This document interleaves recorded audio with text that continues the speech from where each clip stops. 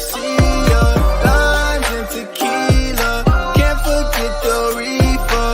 Always call my phone, but say nothing when I see ya. What is going on, chat? Happy Friday. You've made it to the end of the week. Give yourselves a big old pat on the back because you are right here. It's Friday. The vibes are high. Welcome to the weekend and welcome to the All Sauce team. Brought to you by the Betting News Network. Excited to have you guys with us. That is your favorite Vsauce. That is Jess Sook. I know, man. Landon, we're trying to be better, man. We really are. We're trying to get at least. We did it. Woo! 2 weeks in a row. Excited to have you guys here. My name is Sweatpan Jesus. Thanks so much for stopping by to end your week and start your weekend rocking and rolling. Boys, how we doing today? Ready to vibe out? We've been talking for a minute, but the people are here now, so ready to rock and roll? Oh, dude, I am so fucking pumped. Like, as we know, everybody's strapping right now because we've got a show planned. We've got an entire NFL Week 5. We've got so much stuff. I'm not even going to get into it, but to strap in because it's going to be a slow burn. It's gonna be a spicy one today. It's great because a lot of you guys have joined the channel in the last like 6 months or so, which is great, which is so awesome. We have a lot of you new cats hanging around on the channel. The OGs need to remember though that the All Sauce team during NBA season goes very hard. So we're excited that we're a couple weeks away, boys. We are going to talk about Sook spent a lot of time putting together some stuff today for the Western Conference. So we're going to give a preview of the Western Conference, kind of go not really team by team, but we're going to talk about some teams that are interesting, some win totals that are interesting, players that are interesting in the Western Conference. So we're going to be diving in to that. Yeah, we're going to have some of that this season from start to finish, which is going to be just spectacularly awesome. It's so funny. That's what it took for Landon to get into the NBA is playback streams. I've never seen Landon bet something and bitch so hard when it hadn't hit in the first quarter until he watched on playback, and then to see the progression of him being very happy when Luka finally got the job done at the end of the day was Electric City. So it's going to be hype to watch Nets Hornets in the dead of winter on playback. Hey man, when I need them to win 20 games, I'm going to be very, very excited for the Nets games that we be watching. So don't you? when they get to 18 wins, we should have to force you to play back every Nets game till they get to 20. I'm down for that. I'm very down for that. Yeah, I wish we could do football. Oh my God, if playback is football, game over. Yeah. Thank you, Gerald. Thank you. I appreciate it. These boys are a little more sus about it. Y'all drank the Ben Simmons Kool-Aid, huh? Facts. Yes, ooh. Rogue. We all do. Drop it in the chat because today we're also feeling frisky. And, we've been being Oprah around the parts, and Vsauce wanted to get involved in the act. So today, at some point throughout the show, Master Sauce is going to be giving away one of our new Sauce Team hats. We have hats. We're going to have a lot more hats. They're very nice, guys. I have one on top of my head right now. We're going to have a lot more. He's going to have one of these literally on top of his head, maybe by next week. But one of you beautiful merch is nice, people, guys. The merch is really, really nice. Yeah, we're not just saying that too. Like seriously, it's awesome. We're trying to giving away stuff to you guys as well. But we want to go ahead and let you guys know that we got a lot of hats. We got some new hats. Also, go check them out in the store. They're all for sale. We're going to do a big announcement about them next week. Ponsky, brother, there's a funny story about beanies. Last year we had beanies for about 3 days. They were awesome. Shaggy ordered one. I did not get a chance to order one, even though the graphics guy made them / me. And he ordered one and I was about to order one and they removed them and they've never brought them back. So Shaggy is quite literally the only person that owns a Betting News beanie. One of one. He's said he would sell it for $500,000. So it's super nice. And it's so nice, dude. I know, man. Me too. Pisses me off that I didn't buy one. But anywho, that's only to you, Gerald. If you win this hat, you can expect it in 6 to 8 years. Yeah, per Woj from retirement, Shaggy auctioning game winning. Wouldn't you guys love to? If you get the beanie, you also get a lock of his hair in there too. Big deals. So yeah, Mr. Sauce throughout the show today. So stick around. We don't know when we're going to do it. We're not going to tell you when we're doing it. It's going to be throughout the show. So just stick around, hang out with us for the entire show, and we will let you know. But we got a lot of fun stuff to do today. As you said, we're going to talk about the Western Conference. We're going to go kind of talk about some sleepers that we like. We are going to then get our buddy Inz. He's going to drop in with us. He's going to tell us about the 2 WNBA games tonight, who are going to be both the semifinal games. He's going to give us his thoughts and talk about some basketball in front of us. And then we're going to end the show talking about week 5 in the NFL. We're going to give our thoughts. I have already 4 plays locked in. I'm sure you boys have been looking at the board a little bit too. So sorry about last night. We don't have to talk about it any further. But, I think we should talk about it a little bit. That was what a fucking football game. And you know me, you guys have taught me. You guys are the ones who taught me how to gamble. So I'm a responsible gambler. I only had 2 plays on the board.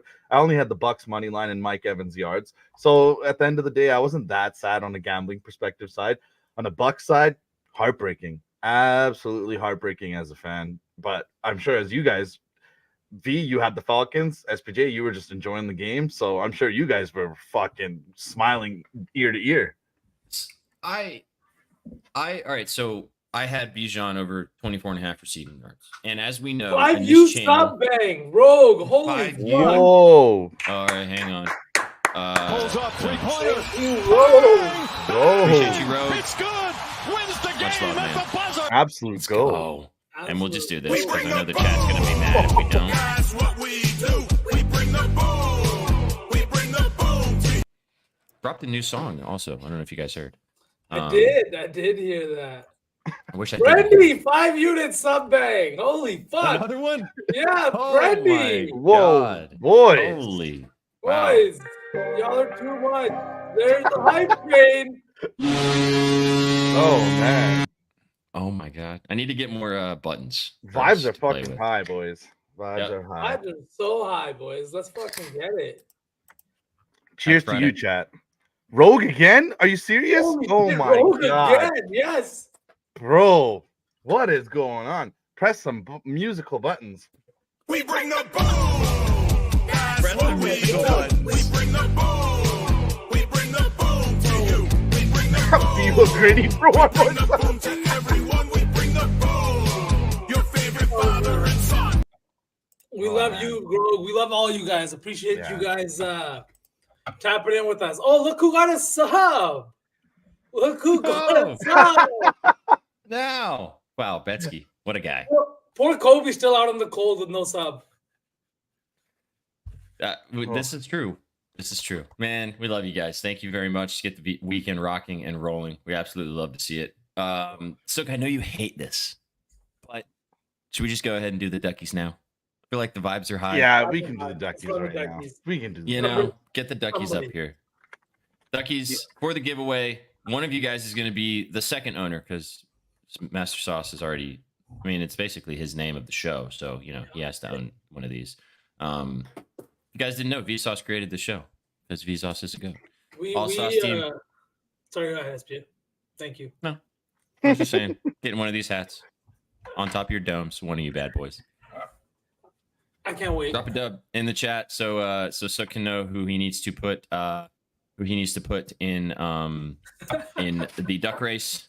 Take my card. Go check it out, Rogue Baller. We got it on our store. I'm putting Rogue twice. Yeah, throw him in there. Fuck yeah. Drop a dub so Master Sook knows, and then we'll get it rocking and rolling. All right, we're good to go. Duckies. I will Duckies are say standing that correct. Oh brown man, I color goes really gotta go hard. back. I gotta go back and add Austin. Give me Yeah. a second. Oh, it's okay. Talk about Kirk Cousins. Hey, but yeah, the thing is with that Atlanta game yesterday, unfortunately, I did have money on the Falcons and I did win my Bucky Irving bet by the hook. But Algier was an absolute donation. And I didn't get to watch a second of that electric fucking game because we were having dinner with Ashna's family yesterday. Mm. And they're not, it's not that they're not big football people, they are. But because they were hosting us for dinner, everybody was trying to do that thing where you're present, I guess. I don't know. Whack. Well, you were being a good partner. Son-in-law. Son-in-law. Yeah. We leave their house. I open the score app and I see 66 points in overtime. What? Kirk Cousins had 500 passing yards in one game. He How has brutal. I think 20 less passing yards in that game than Justin Herbert has all season, which is wild. Dude, The Kirk thing for me that's apparently, sorry SPJ, but Kirktober is apparently a very big thing. He went 15-5 in October during his time with the Vikings. Yeah. What do you Can I just say, I love that guy. No you not matter love Kirk all the Cousins, man? shenanigans after the game, he walked into the locker room and yelled, "You like that?" He's doing it with the crowd. I was just like, I He watched learned- all of that. I loved He it. learned what swag surfing was in his interview with the Amazon Prime lady on Thursday. Tell me, like, and then he goes out there and, well, first of all, he balled out, like, Awesome. balled the fuck out, and that looked like vintage Kirk Cousins out there. But the usage of the Atlanta Falcons of fucking Bijan Robinson is just, it's so infuriating. Oh yeah, right. Nasty work, Gerald. Absolute nasty work. I'll admit it. I don't know what this is. What if V does it? Why am I getting thrown in with my square little homie down there, huh? I feel like V knows what swag surfing is. If I know what it is, I'm sure he does. All right, Duckies. Rock Ducky. and roll, quack quack. 20 seconds. Lately, it hasn't been close races. It's been weird. They did a 2-minute one earlier today, and it was a minute and a half too long. A 2 minute. 2 That's minutes. insane.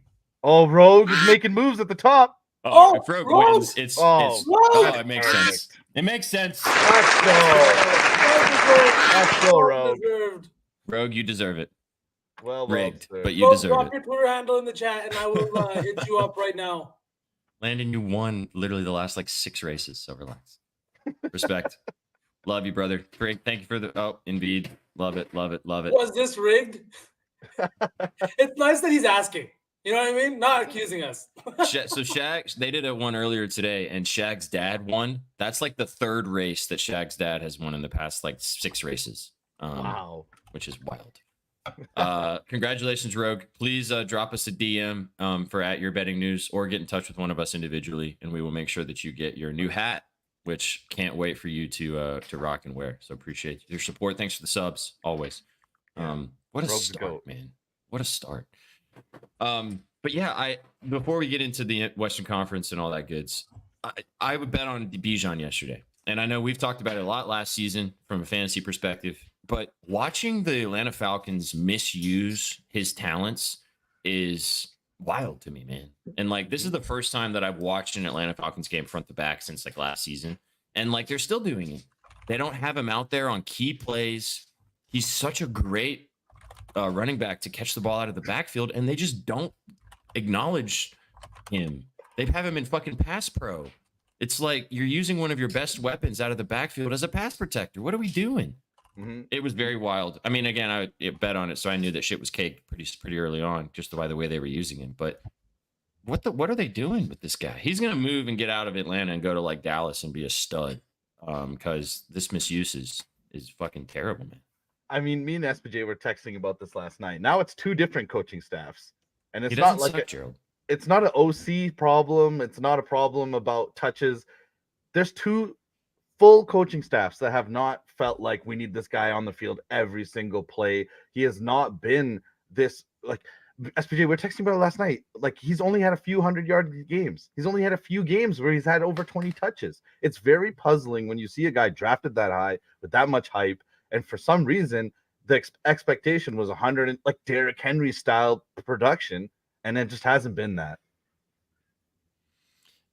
Well, Kev, it's interesting. You think he says because he can't block, because they have him fucking blocking. Half the time he's out there, he's fucking pass blocking. It's very crazy to me, man. And like, yeah, the only time that he had over 100 yards this season, I bet on him that game, which was awesome. But like, I believe that he's got talent, and I think that he's just being misused. V, what do you think? I honestly don't know, because it's one thing to say misused, but Algier didn't really get the carries yesterday. He didn't look that great. So I just don't know if maybe this Atlanta team is now kind of like, we're just focusing on the pass game. We're going to put that ball in Kirk's hands and let these guys kind of figure it out. Maybe they're not confident in either guy that much either. We see them at practice. Sorry, they see them at practice every day, every week, and nobody sees these guys more than the head coaches, right? I just feel like maybe they're not seeing something and they don't want to put the ball in their hands. I don't know why. Maybe there's something we're missing, but like Silk said, it's 2 different coaching staffs now. It's 2 different like systems and everything like that. Bijan still isn't being used. And against a team like the Bucks yesterday, when we talked about it on the show, that gives it up against the run. And they didn't do anything, whether it was Algier or whether it was Bijan. But somehow they passed for 500 plus yards. So I don't know. I mean, you could put some on the inexperienced center. Maybe that had something to do with it. But it just becomes this whole game of like covering for Bijan. Why didn't Bijan have a big game? Why was he on the sidelines during that play? And it's getting tiresome, to be honest with him. Yeah, that's true. It's not like he had a bad game. It's just we might have to accept like what Gerald said. He doesn't suck, but he might not be that superstar game-breaking guy that everybody expected. No, yeah, I think it's interesting because I don't know if you guys saw this too, and then we'll talk about Western Conference. We'll get into today. This was an interesting topic of conversation that's been going around about how Derrick Henry might be the last Hall of Fame running back that we see. I'll say in a second, Hubby. He's about to have 10,000 yards, and then the next ones after that are like Zeke, Kamara, Saquon, and they're not even close. And I think Zeke needs like another 1,000 yards. I don't know if that's going to happen. And the way that running backs are being used in the NFL nowadays, like maybe we don't see another dominant running back in the NFL at this point, you know? Derrick Henry's been pretty good. That's what I mean. Besides Derrick Henry. Derrick Henry at this point is a certified, we'll talk about him a little bit later, but he is going to the Hall of Fame. If anybody tells you that Derrick Henry is not going to the Hall of Fame, then respectfully, they don't know ball. All right. Let's dive into today, boys. We've got a lot to get to on the NBA Western Conference. We are going to talk about the NFL a little bit later today, so stick around. We will talk about the matchups that we like. But Sook, take it away. You spent a lot of time putting these together, so let's get after it. All right, boys. We're gonna go through all three divisions in the West. We're gonna see what's up. We're gonna talk about guys that we like, guys that we don't like. If you like the win totals or don't like the win totals. If you don't like a team, we'll gloss over them real quick. But we'll start off in the Southwest Division. This is a division that last year was won by the Mavericks. They won 50 games. The Pels, Rocks, Grizz, and Spurs finished it out. Obviously, Spurs, if you see there, they're expected to finish at the bottom once again. They're still developing. But, boys, if you had to pick from the Plums, who is winning this division? Well, I'll give you a second to think because I got the Rockets at plus 1,200 months ago. Right now, you're seeing that at plus 650. This is a team with veterans and Dylan Brooks, Fred VanVleet. They add in more picks coming in this season, but they also have Tari Eason, Jabari Smith Jr., who was the third overall pick. We'll talk about this guy a lot, Jalen Green today. I like the Rockets to surprise everybody. I think the Pelicans are going to disappoint a lot. Where are you guys' thoughts with this division? SPJ, you want to start us off? Sure. I think it's the Mavs to lose, just purely off talent. They brought in still, I think, one of the best shooters in the NBA, even though he's on the back half of his career at this point, to help with the shooting on this team. And they still have one of the best dynamic duos in the NBA in Luka and Kyrie. But for the value, give me the Grizz plus 260. If Ja plays a full season and he's back, I'm going to talk about a couple players from this team that I like to kind of step up this year in a minute. But I mean, for the value for this team, the only reason why they didn't do anything last year was purely because they missed Ja, one of the best players in the NBA for the entire season. So for the value at plus 260 to win the division, I like their win total too at 47.5. I feel like they can win 50 games as well. So yeah, give me the Grizz. Man, I kind of agree with you, SPJ. I like the Mavs, and I do think it's their division to lose. But the thing here is the Grizzlies vastly underperformed last year, but they did show flashes with some players. Jaren Jackson kind of got hurt at the end of last year. I know they're going to start the year without GG Jackson, but let's not forget who they're getting back, right? Mm-hmm. A fully healthy John Morant, a guy that we know has been reaching superstar level play. I'm really excited to see him back in the league, and it's unfortunate the kind of injuries that we saw with him, but if he can reach that same kind of level again that he was playing at, I don't see why the Grizzlies wouldn't be a top 3 seed like they were before he got hurt, right? Mm-hmm. And just because of that, I feel like the Mavericks are a team where health is going to come into question for a lot of these guys. Just because Klay is a little bit older, Kyrie is not old, but like a little bit older. Got a lot of miles. A lot of miles. A lot of He's got miles. gray He hair played in in a his lot of beard. playoff games too, right? Let's talk about that. Like Kyrie's had deep playoff runs, and that has its own wear and tear on the body. So that being said, I do think the Mavs are going to make a deep run in the playoffs. I just don't think I like the value at plus 125 for them to win the division.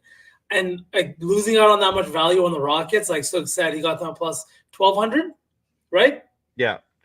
I don't want to take them at plus 650 now, but books are starting to recognize what this Rockets team is going to look like in the regular season here in this 2024-25 season. So I'm excited. You've got a host of young players drafted very highly that have had success early on in their careers, and then you sprinkle in all of these vets like V. If you peep the scribbles, his article on Betting News, Steven Adams is going to be healthy this season playing with them. He's going to bring a lot of grit and a lot of it's just knowledge. He's played with a lot of superstars. He's going to impart savvy. Exactly, SPJ. Savvy. Yeah. So, a lot of great point guards too. I don't want this to go missed because I'd like for chat. You guys need to know this because Kanika knows ball. I texted both of these boys this, and Sook was very much so on the other side of me thinking the Pelicans could make some noise this year if they put it together. DeJounte coming into this lineup, I'm a huge BI guy. Love Brandon Ingram. Always have. If he has a full health season of health, this team could win some games, man. We'll get there, Grealish. But I think that they can be kind of, I think of all the divisions this season, which is funny, we started with this one. I think this is the most competitive. I think every team has an opportunity to make some noise out of all the teams in the NBA, and they're all kind of locked up in this division. I mean, none of us really talked about the Spurs, and they have they could surprise fucking Wemby. Chris Paul. Hey, look at their fucking win total. 36 and a half. 36 and a half. Like that's it doesn't seem high when you look at a number like that, but that means that they'll be floating around a 500 team. When last year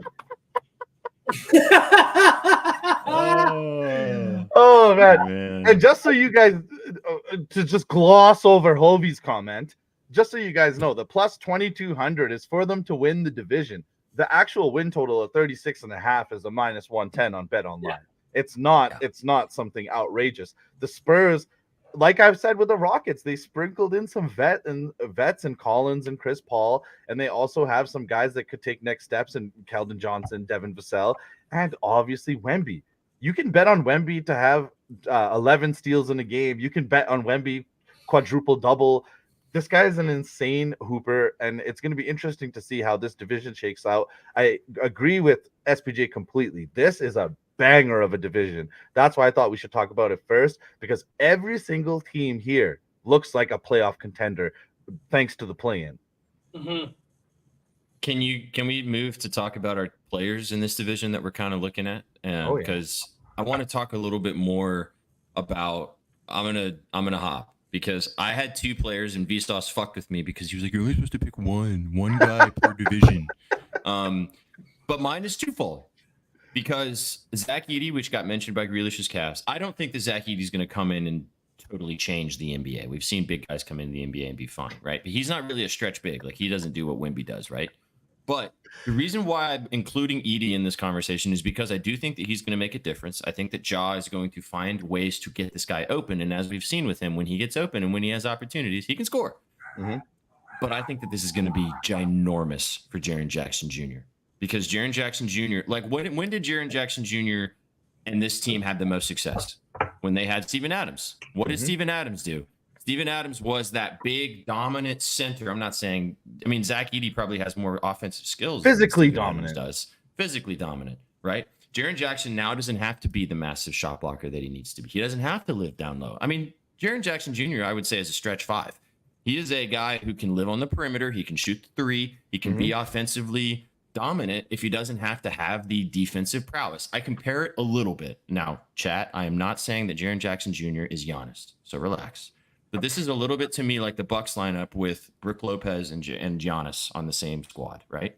Giannis doesn't have to deal with being the center on this team. He can then just focus on being the dominant scorer, sometimes a ball handler, and a shooter, right? Not shooter, but I think that Jaren Jackson has an opportunity to really, I know he got hurt. I think he hurt his hamstring going into the preseason a couple days ago, but he is always I think that this team has that kind of je ne sais quoi about it with Ja coming back. The Edie situation of the way it fits, and we talk about rotations and fit all the time with guys. I think that Jaren Jackson has an opportunity to kind of take another step. That's why I'm looking forward to see how Jaren Jackson takes on this new role with this team. I agree with what your point is about Jaren Jackson. When did he win DPOY? Who was right next to him? Mr. Steven Adams, right? And it's not, yes, he is a intimidating presence in the paint that maybe Zach Edey is not. But the thing is it's rim protection. It's not necessarily shot blocking because Steven Adams was not averaging 2 blocks per game. That was all Jaren Jackson. He was reaping the benefits of good rim protection by getting nice blocks as a second defender in, as the guy that was coming in as the help defender. That's why his defensive stats were so inflated at times, especially in home games.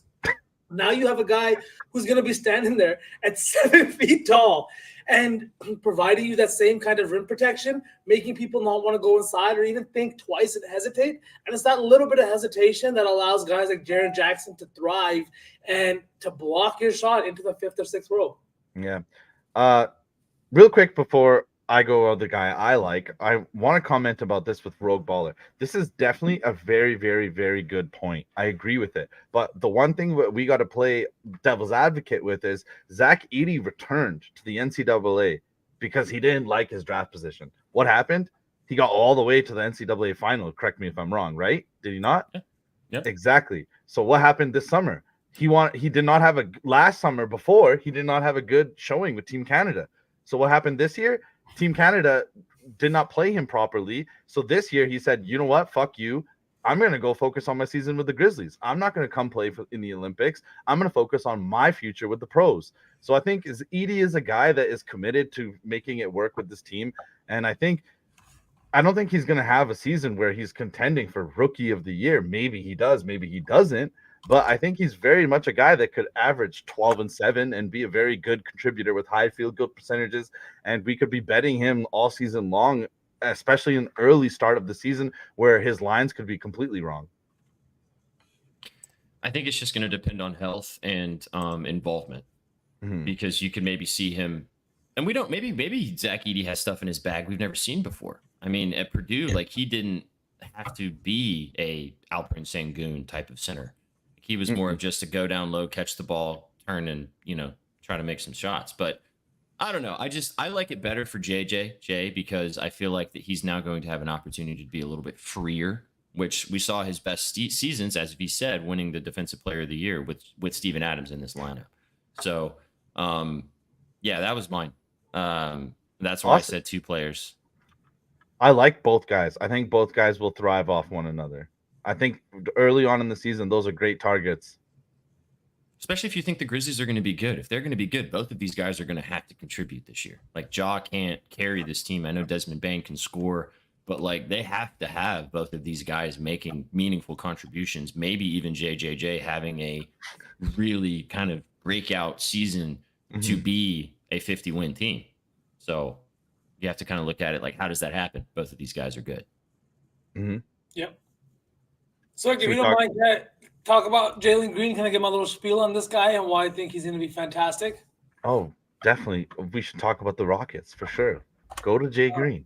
Now, I know I am on Cam Whitmore with you. He's still currently plus 10,000 via Bet Online, so make sure you guys go bet him to win the MIP if you want to do that. Oh, it's a moonshot. It's a moonshot. It's an absolute moonshot. But like we said, there's $5 to win $500 at the end of the NBA season, right? That seems plausible. I honestly like that bet a lot, especially with the role that he's coming into with this team. But so we'll get into that. Let me talk about Jalen Green, because I really think Jalen Green takes that next step this year. He has been fantastic over the last couple of years, but he saw a little bit of a decline in his performance last year, averaging just under 20 points per game, shooting 44% from the field. And honestly, just a lot of that was basically the addition of Freddie VanVleet and Dillon Brooks. It declined. His numbers declined, but the thing is, they won double the games that they did the year prior. When he was averaging 22.6 points per game, they won 22 games. When last year he averaged just under 20, they won 41 games. They missed the play-in by still 4 to 5 games because we know how tough it is out west. But I really think that if the Rockets are going to take this next step, they're going to need a guy that's going to average 24 to 25 points per game. And if it's going to be anybody on this team, it's going to be Jalen Green.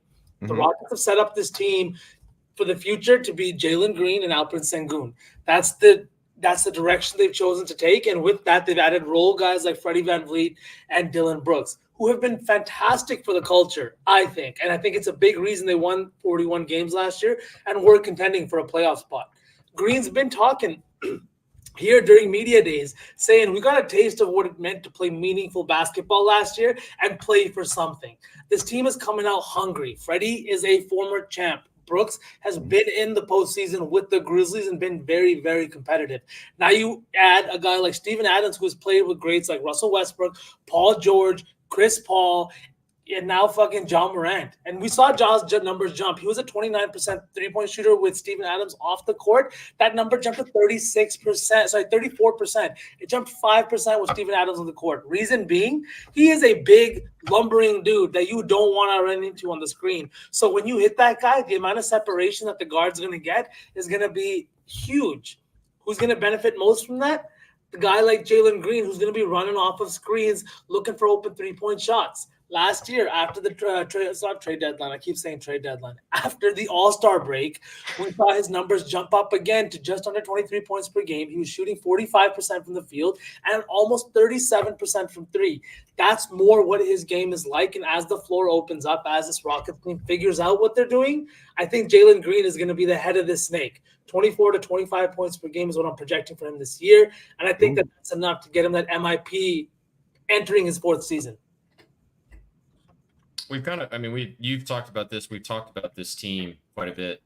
We talked about him last year. We were all really high on Sengun, who actually had a really good season.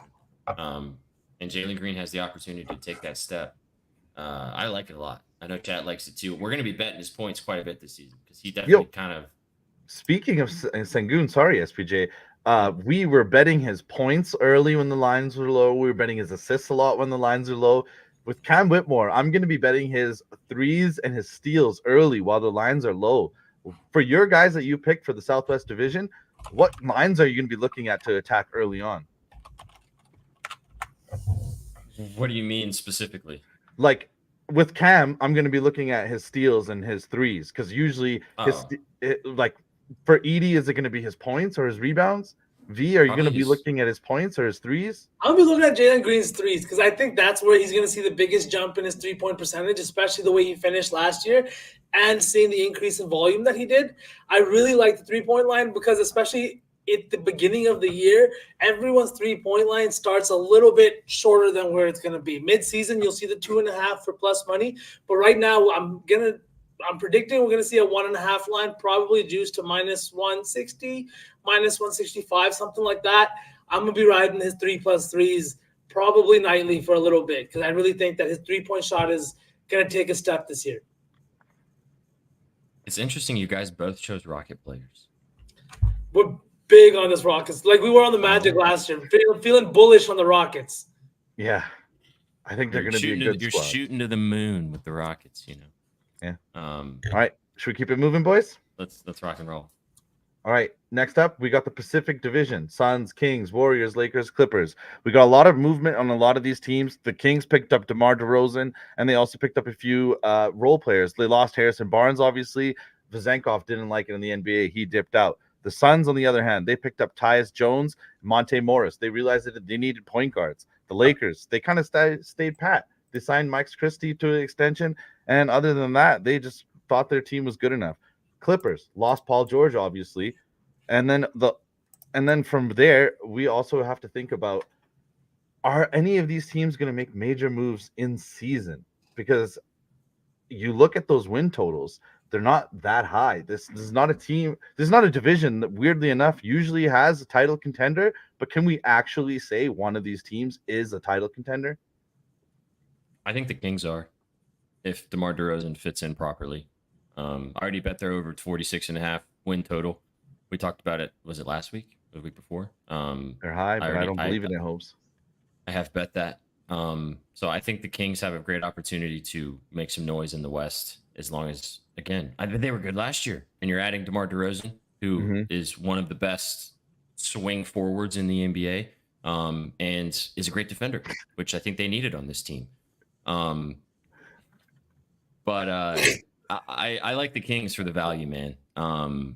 And I'll talk about some other stuff with some players and stuff when we get to that. But yeah, for me, the Kings is kind of the. If you like any team in this division, though, looking at just like the odds in front of you, like pick one.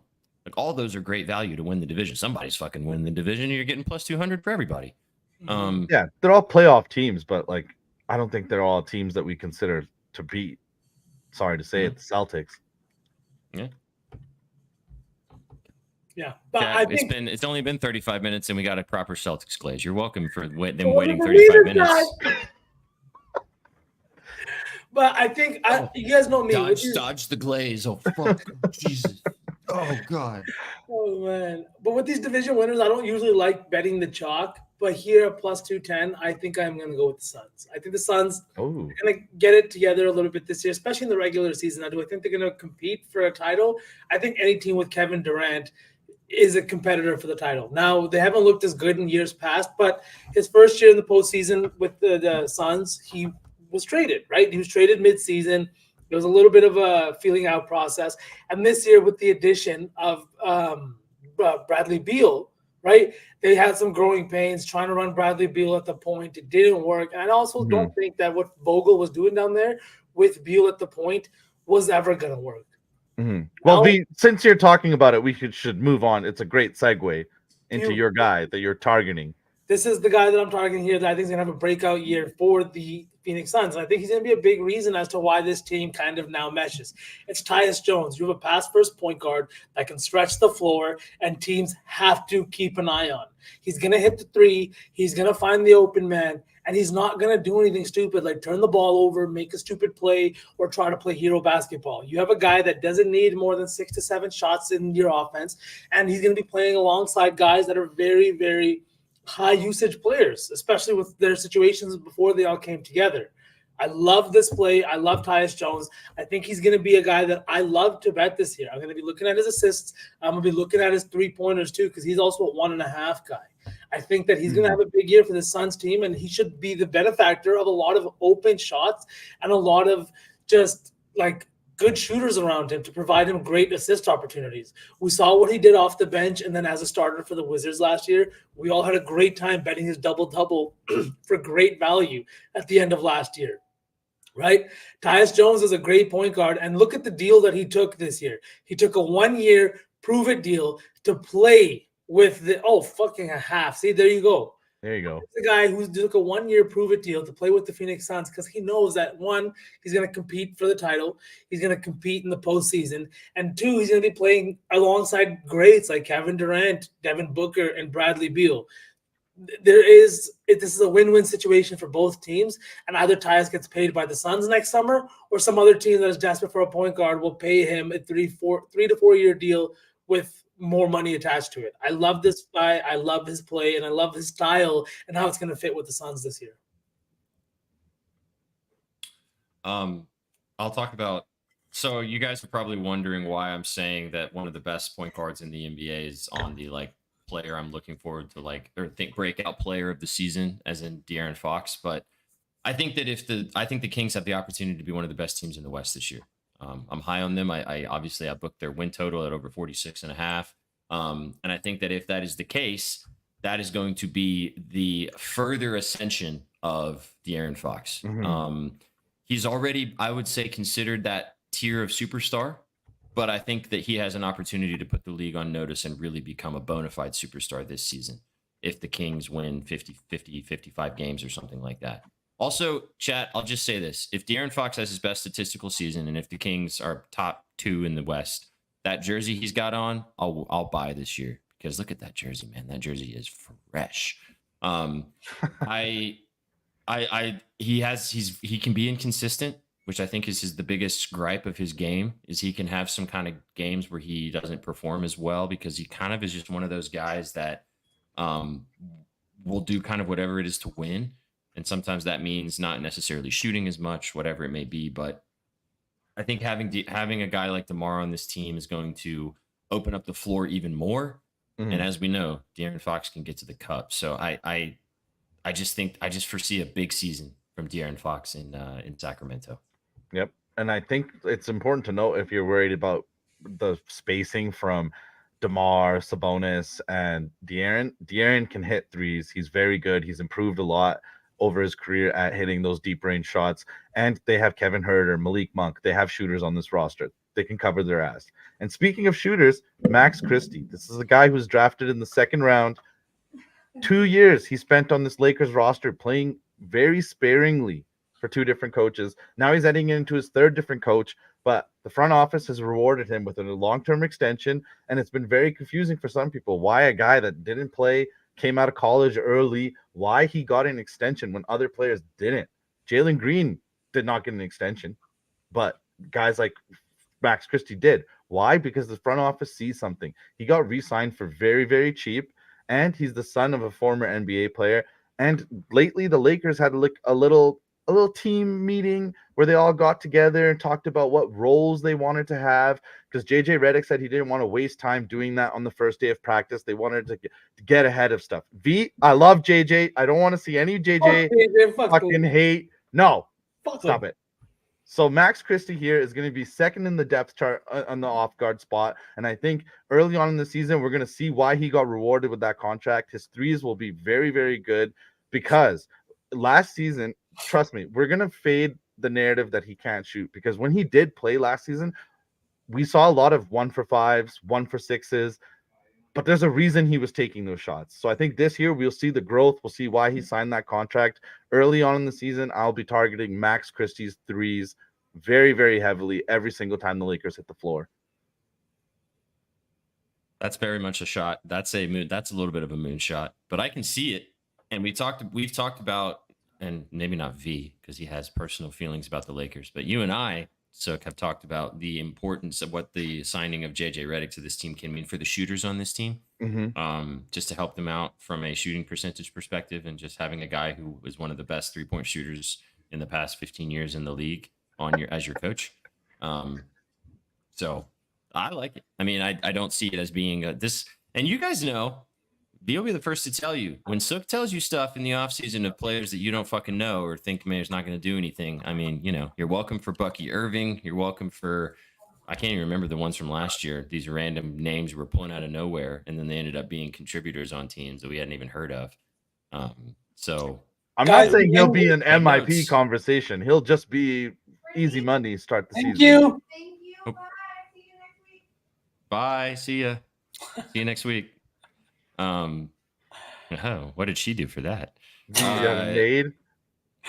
No. Can we move on to the next one? Yep. Yeah, well, I wanted to say one thing. Sorry, just Austin brought up a point about that he doesn't think KD and Book will allow Tyus Jones to run the offense. I don't think it's up to them, Austin. Unfortunately, last year they tried to do the whole thing where one of them would run the offense. They tried it with Book. They tried it with Beal. KD's never going to run the offense. It's just not his game. I think that, sorry, Bud was also brought into this team because he has a winning pedigree. He's got history dealing with superstars, and I think that that's why he was also brought in, to have the respect of these players. And you get to listen to what Bud's saying in this kind of situation here. So Tyus Jones, I think, will run the offense. I think Max Christie is trash, and the Lakers are handing out contracts for no fucking reason. And I love Fox. I love this jersey too. I want to increase my NBA jersey attire. Also on my bucket list this season is to go to an NBA game. Never been to one. It's on my list this season. So that's crazy to me. I'm gonna make a trip down to Memphis and go to a Grizzlies game. Go ahead, watch the Memphis Grizzlies.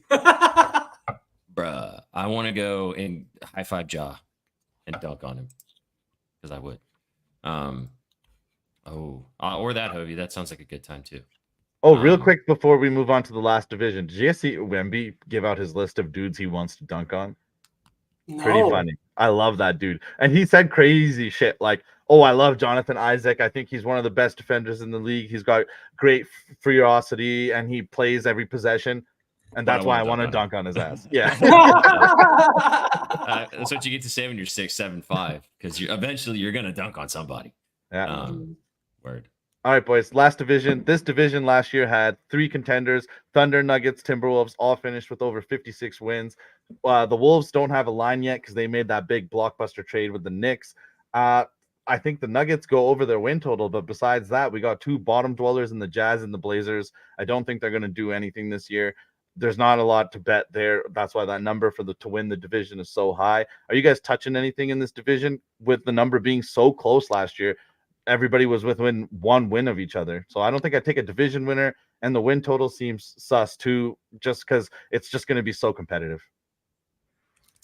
Man, OKC at -120 is nasty, nasty work. I get it. I get that they're a good team and they've got a bunch of good young players and a good young coach. But -120 is crazy. This is a team that is now going to be game planned for on a whole different level. They finished top 3 in the West. Teams are going to be taking them seriously nightly now. I don't think -120 is worth the value. A future, right? No, not at all. Holy fuck. Like, please donate that money. Don't let FanDuel just hold it for 8 months. Do not. But I like, honestly, the T-Wolves. I was going to say the Nuggets, but at the difference of value between the T-Wolves and the Nuggets, I'm not really partial to the Nuggets here. I think that the T-Wolves can get it together, and I know that everybody thinks this team got worse, but the thing is in my opinion, is they're buying into defense. That's what this team is doing. They're buying into defense, and defensively, they're going to try to come at teams, because last year, that's kind of what they were lacking, especially at the tail end when guys like Rudy was getting cooked on the outside. Even Cat was being cooked by Jokic, right? Like, I know he did a good job, but Cat is not a guy who's going to give you 6 to 7 straight games of great defense.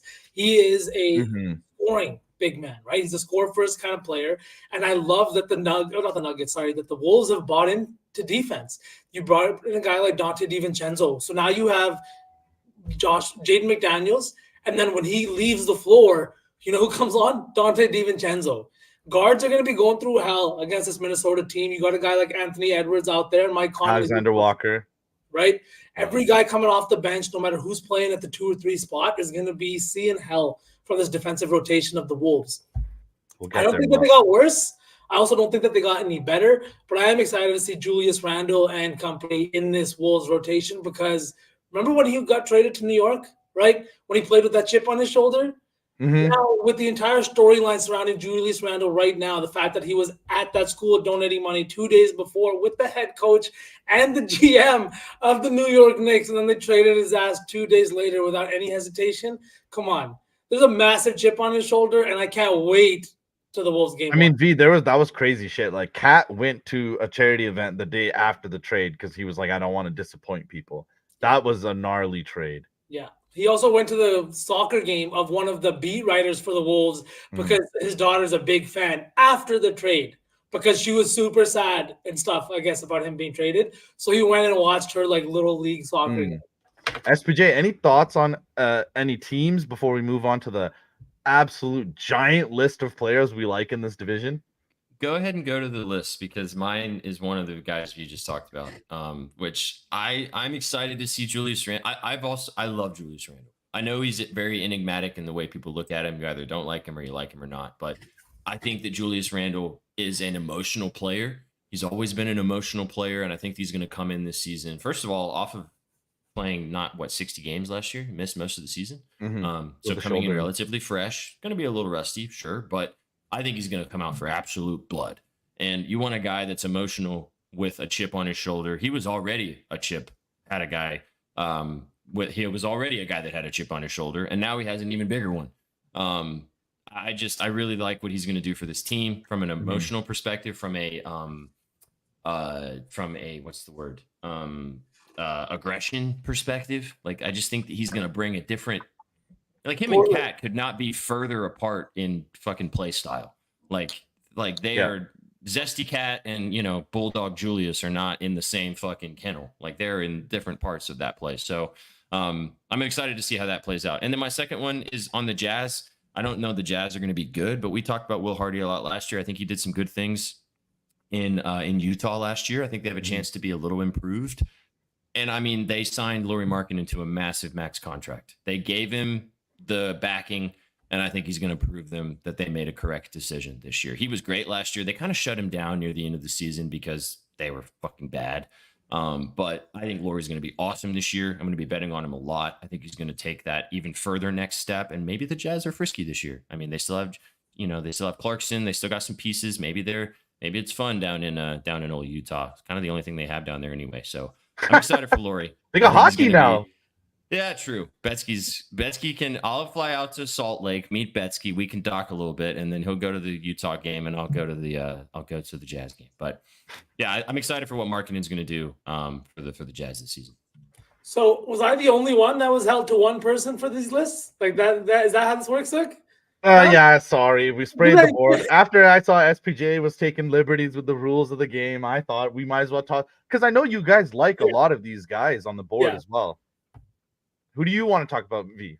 Man, I there's a lot of good names on this list, but like I told you guys, I texted you guys this guy, Jalen Williams. I'm a big fan of his game. I'm also a big fan of I'm gonna say pause before I even say this, but his size, like physically.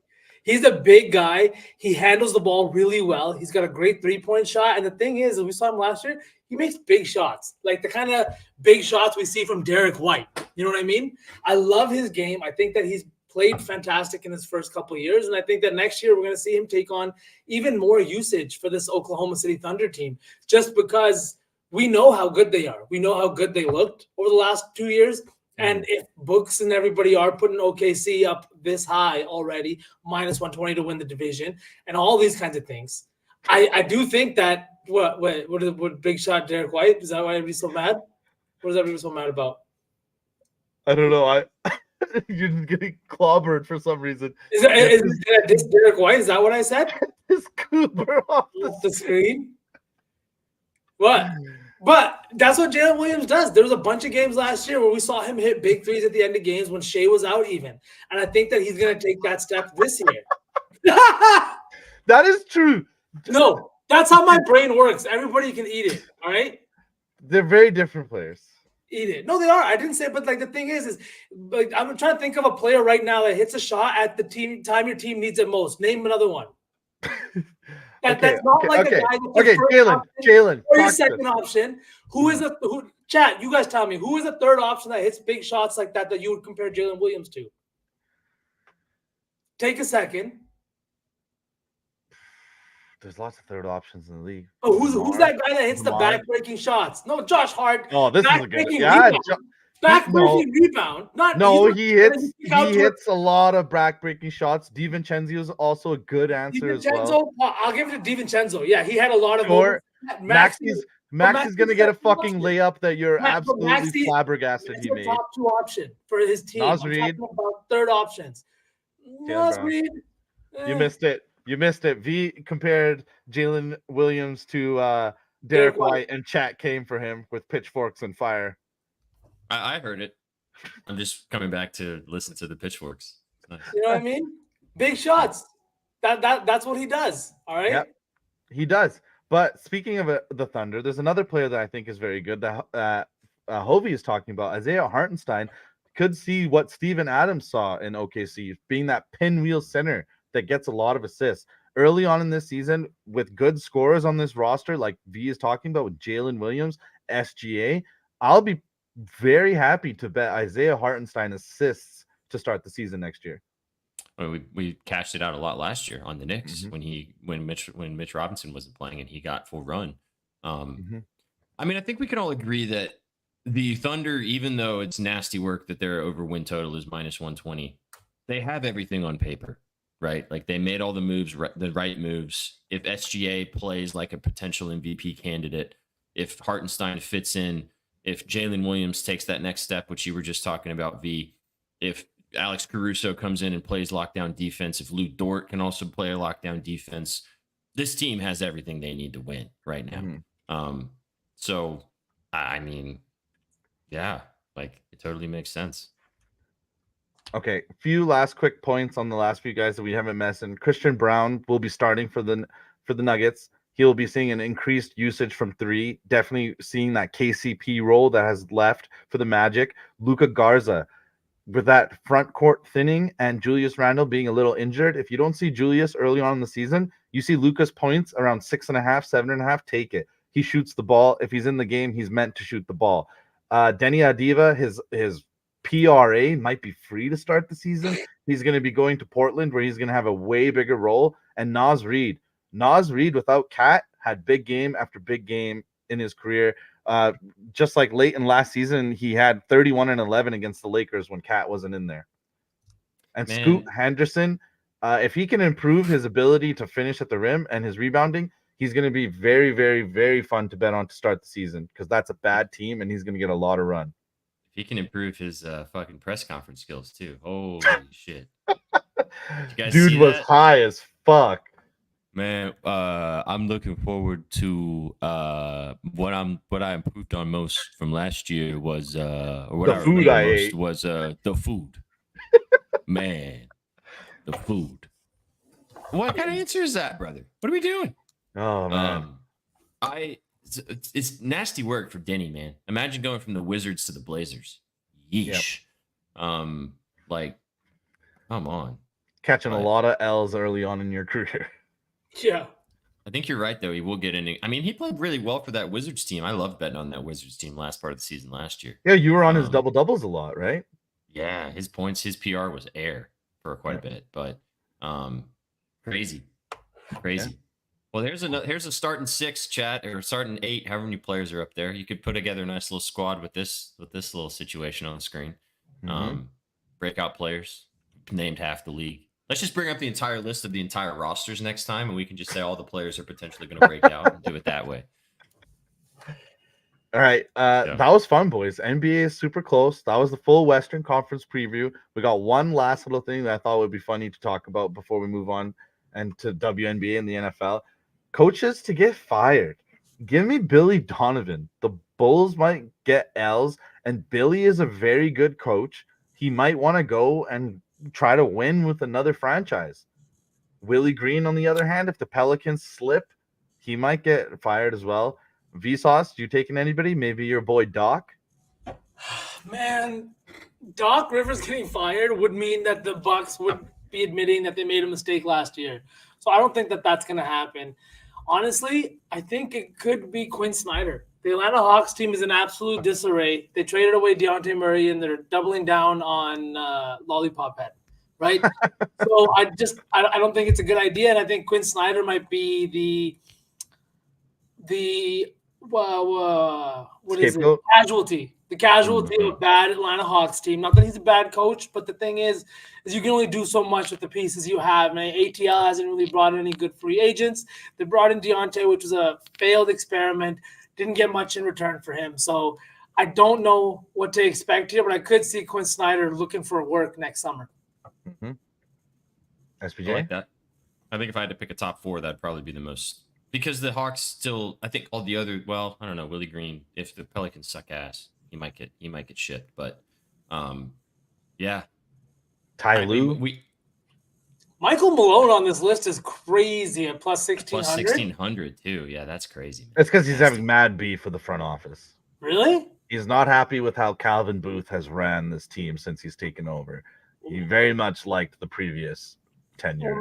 I guess that makes sense because, like, look at the pieces that they've allowed to walk away, and like they've done nothing to get better after a championship season. You know, I mean, they got Russ. If you think Russ is going to move the needle, I mean,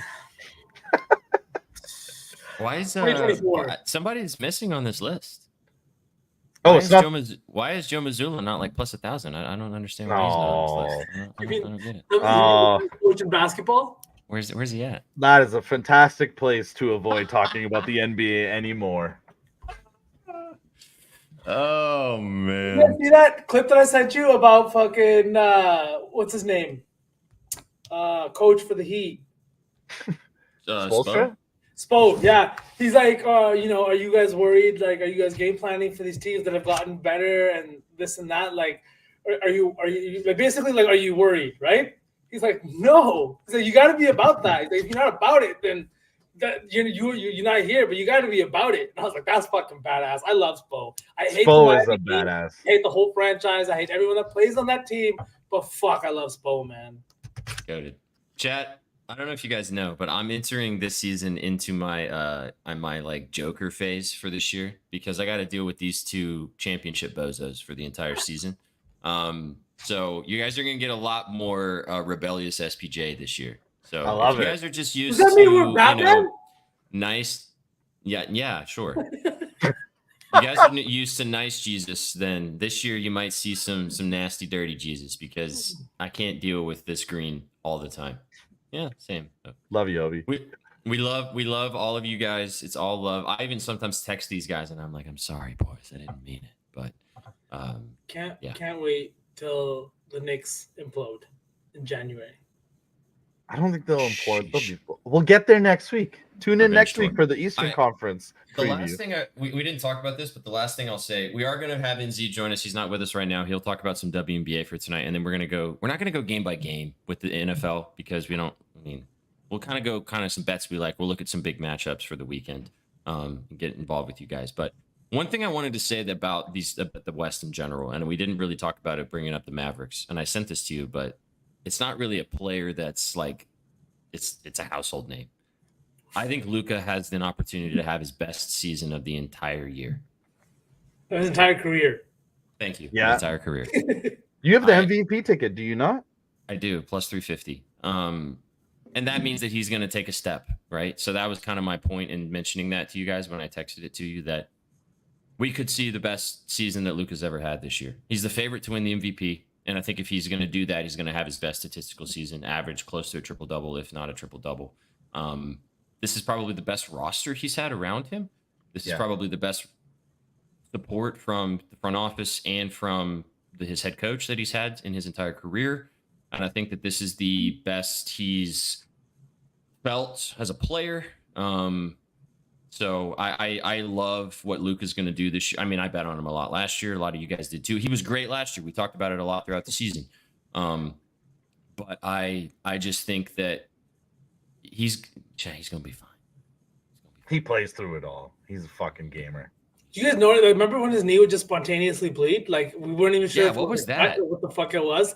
It would just spontaneously start bleeding through the fucking bandages. Yeah, I asked you what kind of, as like a training doctor, like what would happen that your knee just leaks blood? I don't know, bro. I literally have no fucking That's called idea. a contusion or a cut. And they just kept saying he had like knee something. And it's like, bro, was his knee just fucking wide open? Like, is there just like a fucking gash on there? Like, I don't understand what was going on with that. We'll do this. We're going to do basket case back on playback when we get NBA back as well. We are going to, okay. That makes sense, Rook Baller. That would make sense, actually. Oh, he's getting it yeah, drained. you're right, actually. So there's an incision. Yeah. So there you go. It's just, I mean, there's a pretty big hole where they drain it from. Yeah, but I love it, that SPJ, like we were talking about. They're going to have a full season of those second half acquisitions that were so fucking good that got them to the finals. You add in Klay Thompson, a guy with a championship pedigree. That there's a reason this guy is favorite to an MVP. I love that look a lot. You know what I think too is I don't think that he is going to score as much this year. Like he's always capable of dropping 70. We've seen it multiple times, but I think that he's going to take the opportunity to be a facility. We might see his highest assist total this year. He might average 12 assists or something like that, just because he has his best core around him of shooters that he's had in his entire career. So More efficient. Yeah, that's a good point as well. Yeah. So I just wanted to say that before we move past the West, because he is my MVP vote, or I bet on him to win the MVP this year. And I think that he has the best opportunity to do that. Say you running off the road, so get out the way. Push the pedal to the floor, blow them all away. Yeah, you see I'm getting close, I accelerate. Going faster than fast, hit the gas, lose control. I won't crash, running high. Put your money on the dash, throw the dice, lose control. I won't crash, running low. I won't crash, ring you slow. I won't crash, running. Say, you running on the road, so get out the way. Push the pedal to the floor, blow them all away. Yeah, you see I'm getting close, I accelerate. Going faster than fast, hit the gas. Oh man! What up, chat? What up, boys? Yo! What's going Welcome on? back, brother. Welcome back. Figured I'd come in with a little splash for fun. Why not? We did the same That was thing with perfect. Marcio yesterday, playing the pickoff stuff, and we got the WNZBA man himself. So Let's go. welcome back, How we buddy. doing? Good, brother. Perfect timing. We were literally about to start talking WNBA, and you literally snuck in right at the right time. You know, Yeah, trust me, nobody wanted to hear me and Sook talk. Well, I guess not Sook Sharp. Nobody wanted to hear me talk about it. Hey, man, people have been asking you for WNBA plays, so I Yeah. want to hear it. Next season. Next season, I'll get into it with you lads 100%. Sure. it's fun. Sure. It's been So some then I'm fun. going to just tail WNZBA over here. You're not gonna have to wait Makes till sense. next season, V, because we're gonna bet on the unrivaled league come wintertime. That's Okay. right. That's right. So Well- just got some scribbles out, people. So go peep the scribbles. Peep the scribbles. Peep. Glad to have you back, brother. How you doing today? We're gonna talk about both these games tonight. Should be some fun stuff out there in the WBA land. But just real quick before we dive into both these games, how are you today, man? How's the Friday? All right, busy Friday. Back home. Was out on the extra corp this week on a trip, and but we're back. We're here. We got some game threes tonight. Big game threes. Both series. Looking forward to the late game personally here. Hopefully, gonna watch my ladies make their way to the finals for the second year in a row. So gonna be fun. Oh yeah. V loved it so much that he had to leave. He probably He's a it's misogynist. He had to leave. a long show today, so we gotta get to it. But we're gonna let NZ, because chat, as you guys know, an hour into the show, now stuff you can actually bet on tonight. 2 games, semifinals, WNBA. We've got the Sun taking on the Lynx. We'll go to that game first, as you guys can see on the screen. Let me zoom in a little bit here for you. The Lynx taking on the Sun. 2.5-point favorites are the Sun. This series is now split between these two teams. Back to Connecticut. What are you kind of looking at in this game? And I know you actually just scribbled about this game, so you probably got more thoughts on this one. What's the moves? I do. I'm going to give one official play for the show here. These two teams are very defensive minded. They've been going head to head. It's been a good series. They split both the first 2 games of this series. We're going to take the under 150.5, which is something NZ never really ever plays or totals. But they came out 147 last game. They came at 144 the game prior. I don't understand why we're seeing a 150. I don't see how one team's going to all of a sudden blow the other one out, or all of a sudden they're just going to stop playing defense and put up 100 points each. So I like the under in this game a lot. I think we got some room there with the 150 because it seems they're just only one team's just making it to 70 and the other one's not really going too far over. So I think we see the same thing. The spread shows it. Hate to say it because I don't want them to win, but I think the Sun are going to pull this one out, which is going to be really scary for the Lynx if they pull this one out because it's only their first of their 2 home games. So they're very good at home. They're 14-6 at home.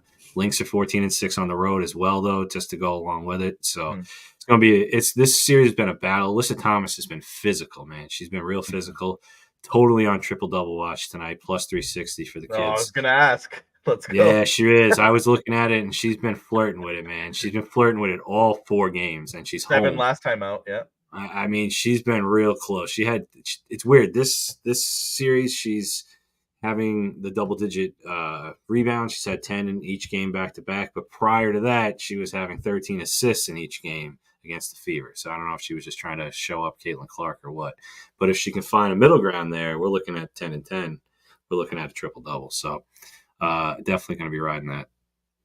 I like her PRA. It's 32.5. Didn't get the job done last game. You always have to worry about her with her points, which we've talked about a lot on the dub throughout the season, just because she's not really a prolific scorer. She can score, but she's not really like a, knockdown shooter or anything like that. But I like her PRA at 32.5, especially back at home, like you said. And she kind of had a little bit of an off game last game. So I think for the amount of she had 17-10. As much as she burned us, I think now is when we get paid back. Because like I said, she's playing like an absolute animal out there. She has this look in her eye, and she's playing extremely physical too. Getting to the line, getting fouls. I mean, she's committing fouls, but that's natural. So I do like her for the triple double tonight. I think I'm going to be putting some beans on it. I like that a lot. You ain't gotta twist my arm. And since you're here and we've got 2 games tonight, I feel like we have to do some sort of lay chat. Sure. Gotta ride some kind Indeed. of parlay. Look, Yes, sir. SPJ, we have no sports on today outside of the WNBA. These fantastic ladies are about to treat us to 2 fantastic playoff games. We absolutely. I think we're getting. Yeah. I think we're getting 2 good games. Because do not take me to that stupid college field. I refuse to go there. All right. Let's go fully into the W then. And Z, any thoughts on Mabry today? You know, she was so hot in game 1. I don't know what happened in game 2. She was a difference maker in game 1, in my opinion. 6 threes, like hello. I definitely would have no problem leaning back to her. Assists aren't bad. You're getting like plus 130. Chef T, getting like plus, I think 130, 140 for only 4+ assists from a point guard. So that's actually not bad at all. Yeah, we'll definitely got to do a lay. Chef's on her points. I think Chef, all right. Chef and I were also talking earlier about Alyssa Thomas's PRA. I can go back to this game. I thought we were kind of done talking about it, but we can go back here. Sure. I like the under that you talked about. Both of these teams top 5 throughout the entire season defensively, and it's been a battle both games to start the series too. I like the under a bunch. I kind of like the Sun too. Shit. Like you said. Ooh. So Chef, we were I looking at your message there. We were just talking about Alyssa Thomas for a triple double. I mean, this parlay screams SPJ. Is it like triple double? Triple double. It's Alyssa Thomas triple double, Sun money line, Ionescu double double, and Liberty money line. I actually really like that a lot. Like a That's lot. very. That's spicy, Chef. Plus 55.90. So definitely worth a little something. Only 55.90. Sheesh, dude. We are so close to sweating out a Chef NBA lay, and I know that NZ you don't like the NBA, and I'm not trying to compare it. No, I know what you're saying. He No, likes no. those lays, though. I'm with you, brother. They used to like hit different. Yeah. You know, They're talking about sweating out a little NBA lay that just doesn't hit the same in the NFL, the WNBA, any other league. Chef is Gandalf the Gray in all sports, but he's Gandalf the White in the NBA, man. Reference. I'll never forget, and the best sweat was when we were on playback, and we needed Derek White to get that last basket, and Chef cashed the mega, or which I don't know what it was that day, mega, ultra, whatever it was, but that was fucking awesome. I was in my boiler room, and I was like, Yes. Whisper I couldn't shouting. wake my kids. Yeah, I couldn't wake my kids up.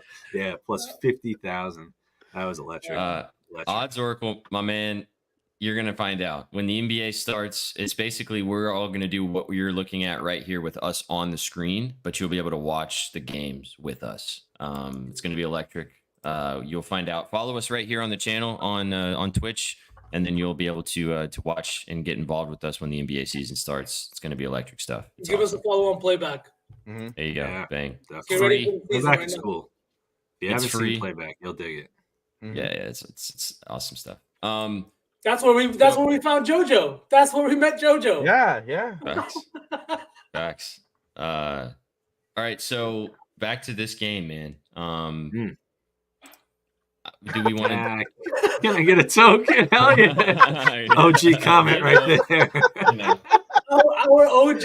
I forgot all about that. Number one YouTube viewer. Oh yeah, that is definitely an OG comment. Oh man. So I feel like for the vibes, we should do 2 legs from this and 2 legs from the Liberty game. Make a little 4-legger for the Saucy Love it. 4. Okay. We rock and roll. How do you feel about Crazy. the under? And then either Thomas PRA or Mabry points. Which prop do you like a little better? I haven't labbed this at all, so we're just gonna roll with Lindsay bean juice, Let me check. grain juice, not bean juice. Bean juice is coffee. I think Mabry points. Just because I know that I said that she finally should be paying us back, but like every time we fucking bet on her, she screws us. I mean, 15.5, dude, for Mabry. Like, I think she had 17 last game. she kind of didn't shoot very well either. she had If last I game? remember correctly. I know game 1, obviously, she freaking went off. She had 15, so she caught the hook last game.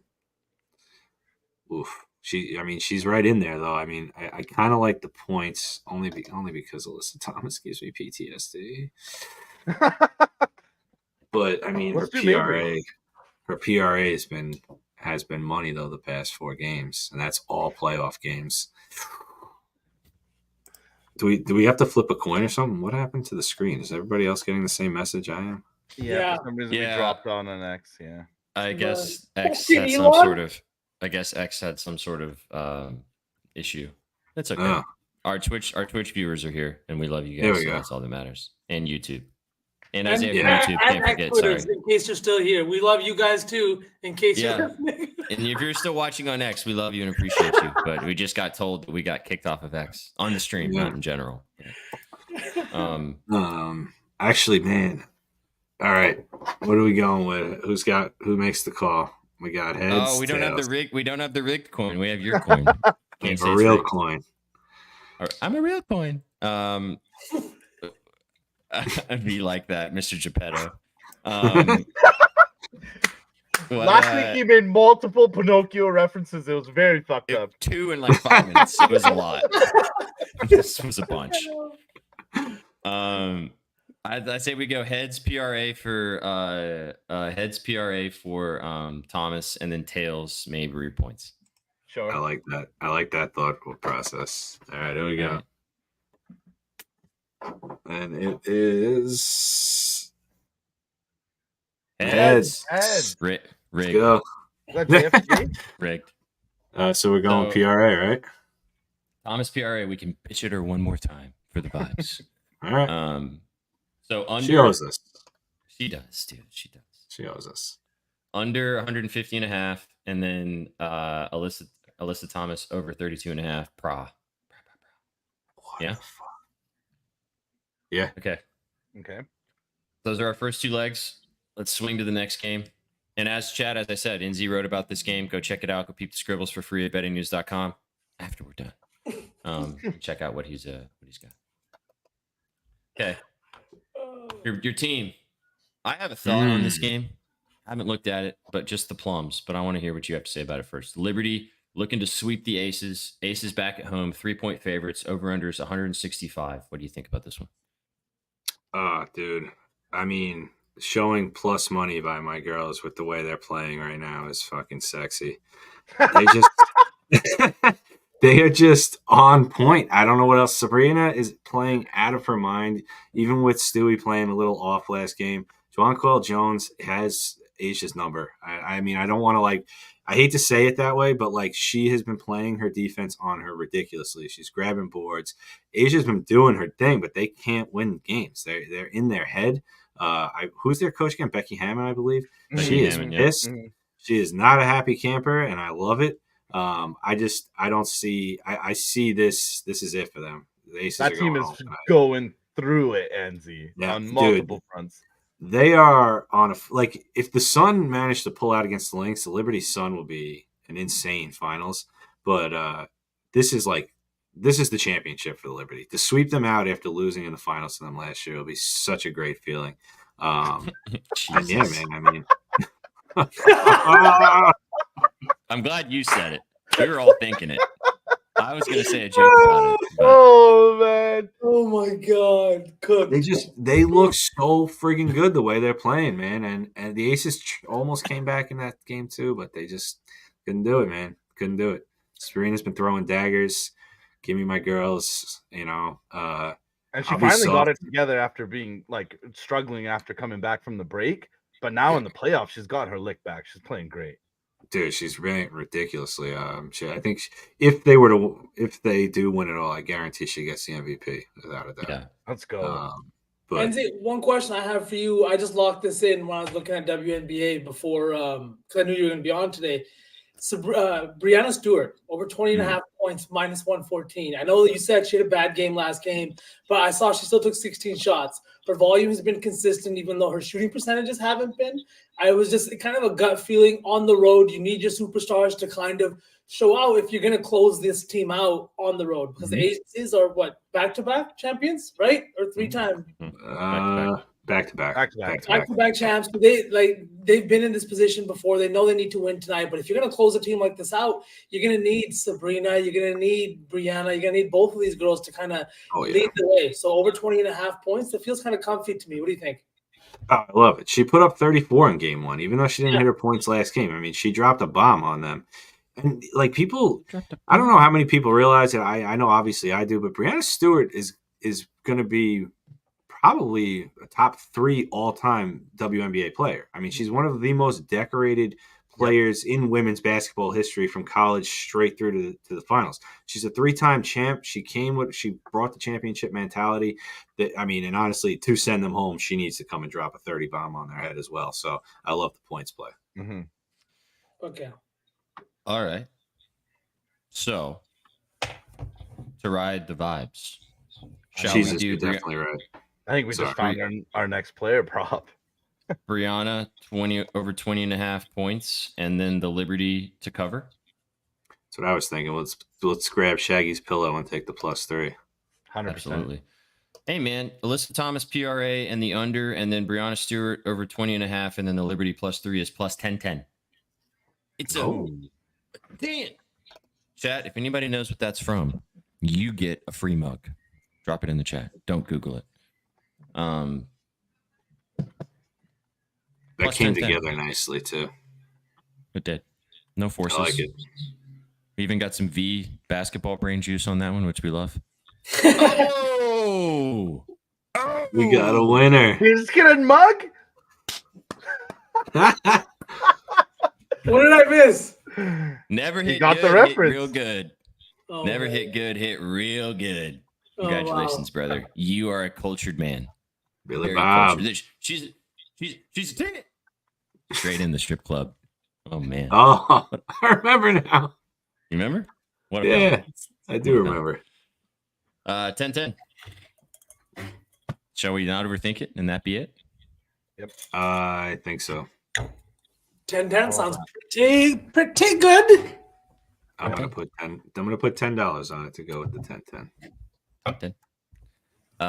Yeah, exactly. Yeah. Oh, dude, he knows exactly the scene. What a great movie, man. Holy. All right. There you go, chat. +1010 from W. Oh, I missed it. Oh man. What a time to be alive. Okay, Alyssa Thomas, 32.5 PRA. The under 150.5 total points in the Sun Lynx game. Brianna Stewart over 20.5 points. And then we have the Brianna Stewart over 20.5 points. +1010. Never hit good. Send us hit you on X handle. Yeah, for sure. Drop us a DM. Either on one of our personal accounts or on At Your Betting News. Got a question for NZ from Cheeses. Dude, she's due for again. She put up 98 points or 99 points in the first 3 games of the freaking playoffs, and then she only put up 9 points last game, but she had 12 rebounds and 5 assists to go along with it. So if I do think she gets her points tonight, but I mean, if you want to play it safe, PRA is not a bad option because she's doing whatever she's got to do to help this team win the game. She doesn't care if she's scoring, passing, rebounding, and she's the leader of that team. So you can't go wrong. Nice. I saw it when the last game I watched, like the last half, because I was sweating out Dejanay Carrington's PR. She got there, thanks God. But I was looking at, and they were talking about. They were basically saying like, oh, Fisher Collier, she hasn't scored as much as she did last game. And the other announcer kind of jokingly said, well, the Sun, this is a completely different matchup. Like this team is really fucking good defensively. So, Yeah. I don't call NZ dad. Yeah, you. I call him dad. Colby does. You got more questions, NZ? I like Carrington's points over Asia's boards because for some reason she's become crazy inconsistent. She's putting up numbers. Don't get me wrong, but it's hard to guess really where she ends up. I'm not a huge Courtney Williams fan personally. She's burned me in the past, but I love Bridget Carlton. Her rebounds has been pretty good, and she's a really good 3-point shooter as well. I love this chat. Keep dropping your questions for NZ. This Carrington 10 points is, I know that's like a lowered line, but that seems like free. Yeah, her regular line's like 13, 14, 15. So if you wanted to, pop it up, that's good too. But this is not a bad play at all. I really didn't realize, honestly, how many assists she's had. She had 8 assists last game. And almost she had her first playoff triple-double. Yeah, I didn't realize that. That's great. Yeah, great look. Great look. Interesting. Thanks for pointing that out. If you wanted to do like a big lady, just take it for what it is, a big lady assist lay with her and Asia. Asia's hit her assist in both games to start this series too, because they've been Jonquel's been locked, as you said. Jonquel's been locking her down. They've been kind of doubling her a little bit too. She has not been able to score. She's had to kind of dish the rock. She's hit her assist in both games as well, so it could be a nice little cheeky 2-teamer. 4 assists each too, nothing crazy. That's probably plus 200. 3 actually even. Not bad. I love when Cash and Coochie's here. Yeah, Gray has been missing, and that's been huge for the Liberty. And what's weird about that situation too is if you look at Gray's numbers versus the Liberty, she normally fucking crushes us. So I haven't figured out if she's just playing like shit herself or if she's the other person that the Liberty have really locked down. But I've really kind of been watching Asia a little more. She's been playing like shit.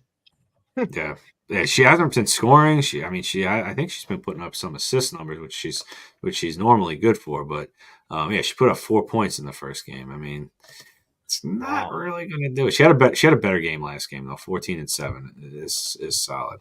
She's kind of a ball hog. When I was watching, I thought they played better when she was hurt, even though they were losing. She's kind of and I played basketball, and you can just kind of tell the type of players that like fuck up the vibe, like ruin the rotation. Like it just seemed like somebody you don't want to play with. Like Jordan Poole. Like Jordan Poole can score. He's great, but he always just does the weird, wrong thing. And it's like, yeah, all right, great. You hit a 3. Yeah, cool. You hit an and 1, but like that was not the right play.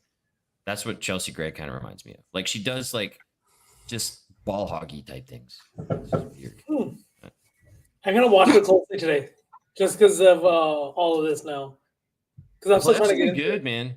It sucks that the Caitlin Clark's not in there anymore because a lot of people left. Like, It's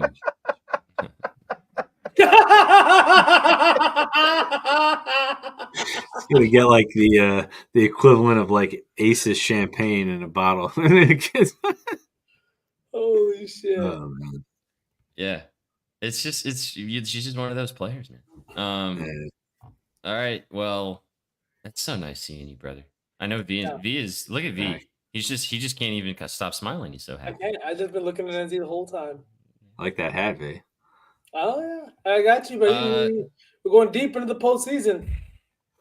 Chat, are you guys how we feeling, chat? Drop some dubs, because in honor of NZ before he leaves, and in the fact that hockey came back today, Master NZ, myself, and Betsky will be live with you guys on Tuesday to break down the start of the NHL season for Bucket. Would you guys like to do a giveaway? Yes. Sure. Would you? Yes. Would you guys like to win something for hanging out with us? Yeah, let's do it. You gotta be on Twitch. Gotta be on Twitch. One of you beauties is winning one of these bad boys. Drop a dub. If you're still here with us on Twitch. Keep dropping them before NZ leaves. We do have some new hats that are rolling through for the other shows that we have, but we don't have them for the peeps yet. So just keep hanging out. Okay. You want me to So do the twist wheel? at me because we're doing another giveaway. Oh, are you doing it, NZ? I can, yeah. Yeah, Suk you do doesn't it. want That's fine. Do it. I was Do the in the wheel. midst of running around, but go ahead. Go ahead. No, Sook's got to do it, or I need I already closed the SP tab. Already closed the tab. Already closed the SPJ. I tab. need you to check your email then. 285-119. Yeah, Do you need a fam. code for the ducky Quite races? possibly. No, it's to sign into Twitch. Oh, okay. Yeah, somehow got booted. But And that's the lots of- best way lots- to get everybody who's in here. Make sure nobody gets missed. Lots of people. There's so many more things now that have like 3-factor authentication. It's not even 2 anymore. It's like you gotta gotta basically like lay your dick down. You gotta turn it around. You gotta run around in a circle. Sure. Boys. SPJ, you might be using the wrong apps. You don't have to do that. I didn't realize that we passed 2000. We did. Yeah, we did. We already did a We giveaway. Hell yeah. Yeah, 2008. Hell Let's yeah. go. What a year that was. Flexible Make sure we road. close that tab. The year 2000, NZ wasn't even born yet.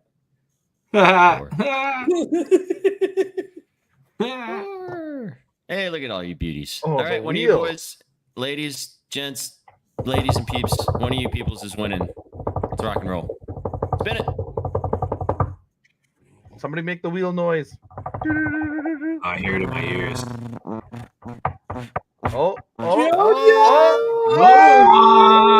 Oh, Embiid. Let's go. Let's go. 2 days in a row. All Go, right. Embiid. Congratulations. Get in touch with us. We will get a Puckett mug. Actually, you can choose which mug you want, but get in touch with us. Send us a DM on the Twitter machine, and we will and we will get you hooked up with a new mug because we love you guys. We love you hanging out with us. All right, NZ, pleasure as always, homie. Gentlemen, Appreciate you. thank you for having me. Hey, Always a NZ, pleasure. thank you for the winners. Guess what, chat? You guys get a little NZ appearance on Sunday. Haha. I am. I will be back for some more Lady Ball. Well, yes, there will be one game. There will be guaranteed one game, but we'll see if there will be Hopefully. 2 games. Okay. Hopefully, there's only one game. So Hopefully, There's only At one. least There's only one.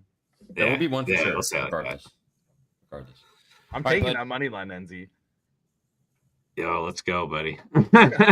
ain't got to twist my arm, man. It's caked regardless. Oh, It's always also they Paterka they stat corrected it. Thank God. So Oh, good shit. Yeah, that was Yeah. weird, Yeah. but as long as I fixed it, that's all that matters. whatever. All right, buddy. Have a great Friday night. Yeah, Chat, drop later, some boys. dubs for NZ. Appreciate the vibes. Thank Peace, you very chat. much. All right, Take it peace. easy. Laters. Alrighty. Boys, just the 3 of us. Guys, at this point, it's been an hour and a half. I know we have a full NFL slate. I don't want to go through the whole slate. Yeah. Why don't we talk Res- about a few of our favorite plays and maybe some interesting games that we have in our Or answer any questions chat has. You got Yeah. 24 hours in your rope. You got 91 minutes in. What Whoa, did we it do- Oh. No! Oh. whoa, Rogue! holy. My God. You set yourself up for that one. Big yikes. Man, if I wasn't at work, I would laugh way, way harder at that. Way, way hard. They stat corrected him to give him the assist. Odds Oracle. Thank God. It's All right. fancy work. Yeah, let's go. Let's just talk about some plays we like. Let's talk about this game that I want to talk about. The Rams and the Packers. Right? Obviously. Okay. I got 2 plays in this game.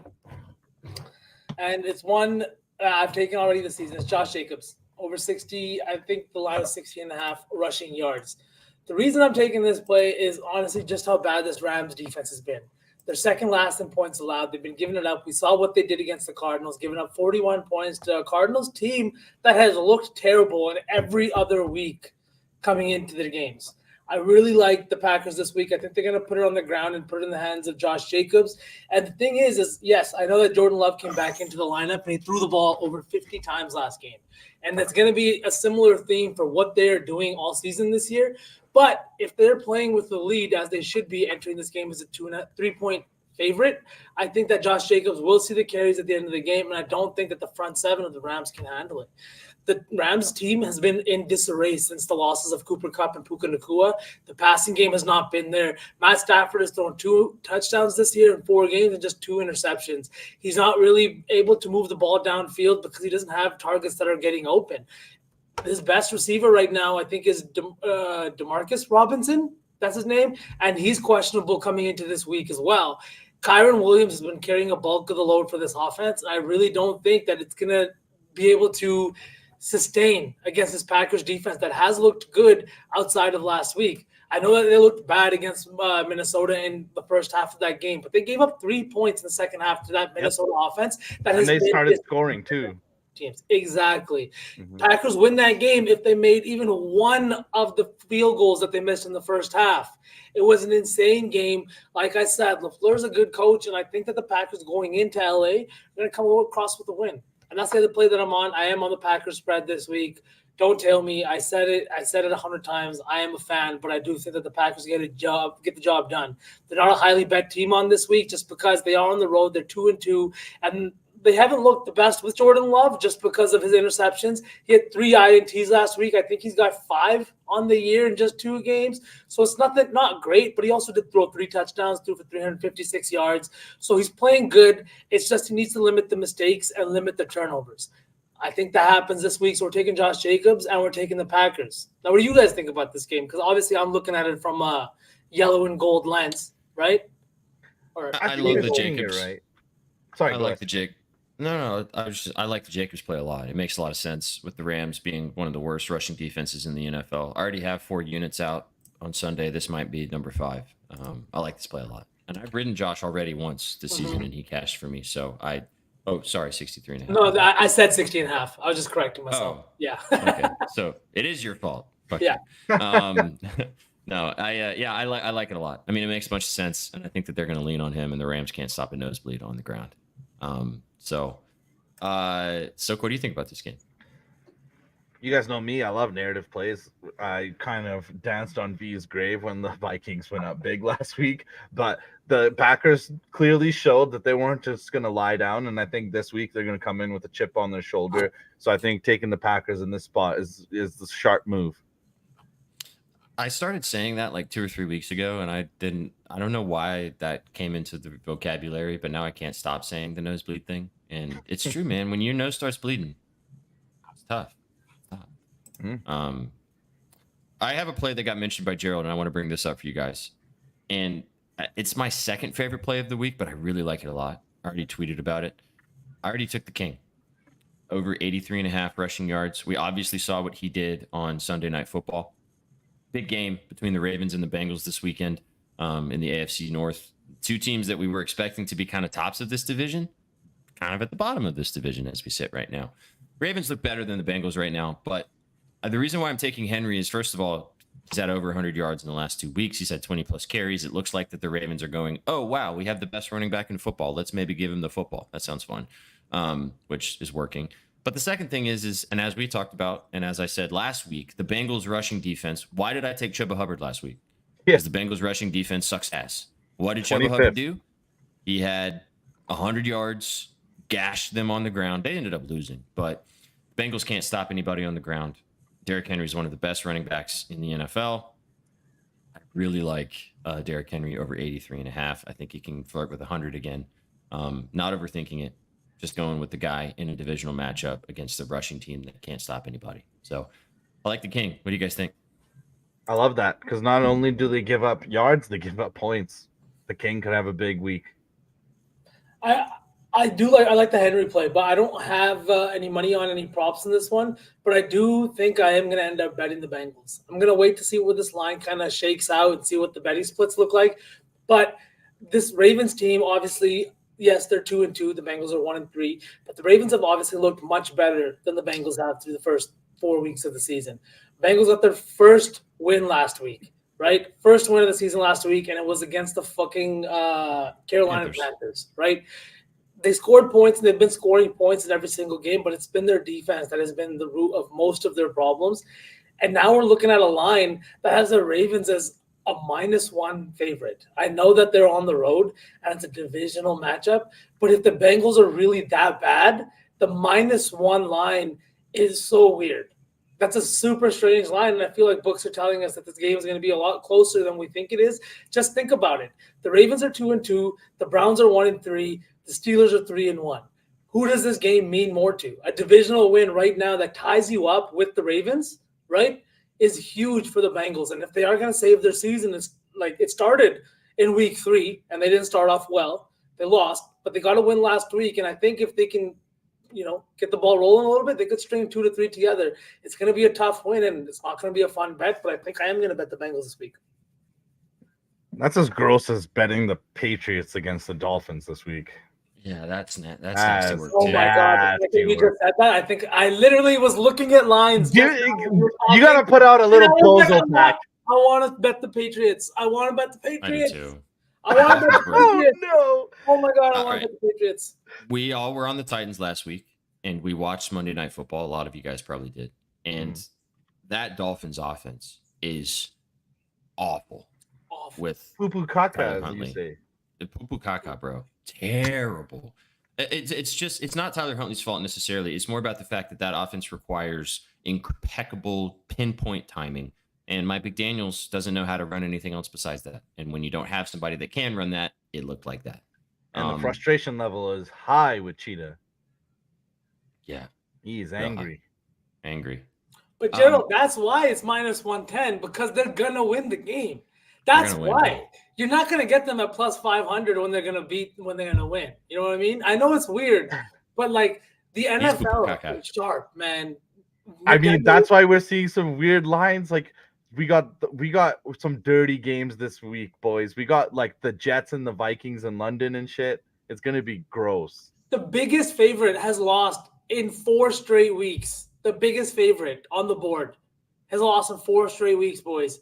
This is an insane thing that has happened. I don't know when the last time it has occurred. I think the Niners are the ones that are the biggest favorite this week. I'm not exactly sure.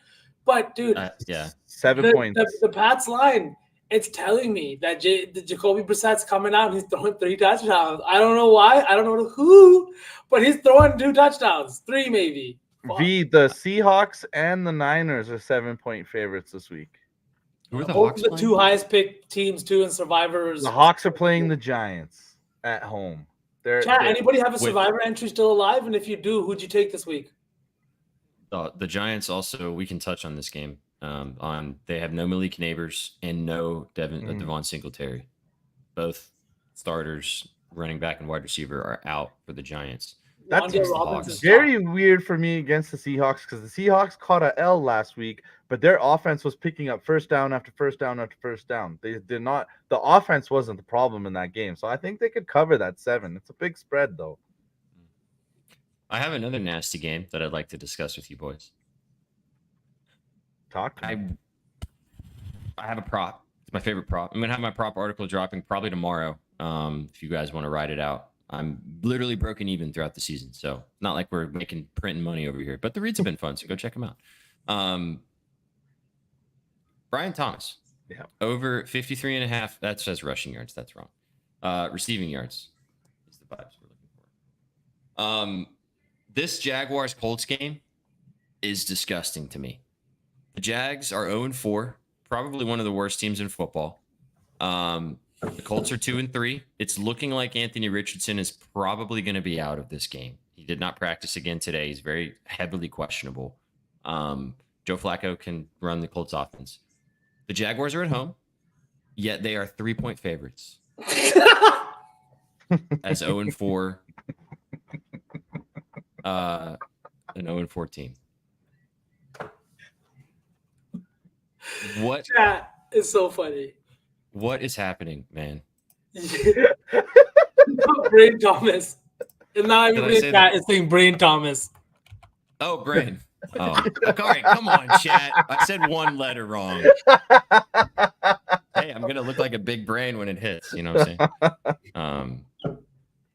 That's I didn't when I saw the emoji, when I know saw the why. brain, then I lost it. I couldn't No, hold it's it. okay. Maz on business. SPJ go. Maz on business. Brain, big brain play. Brain.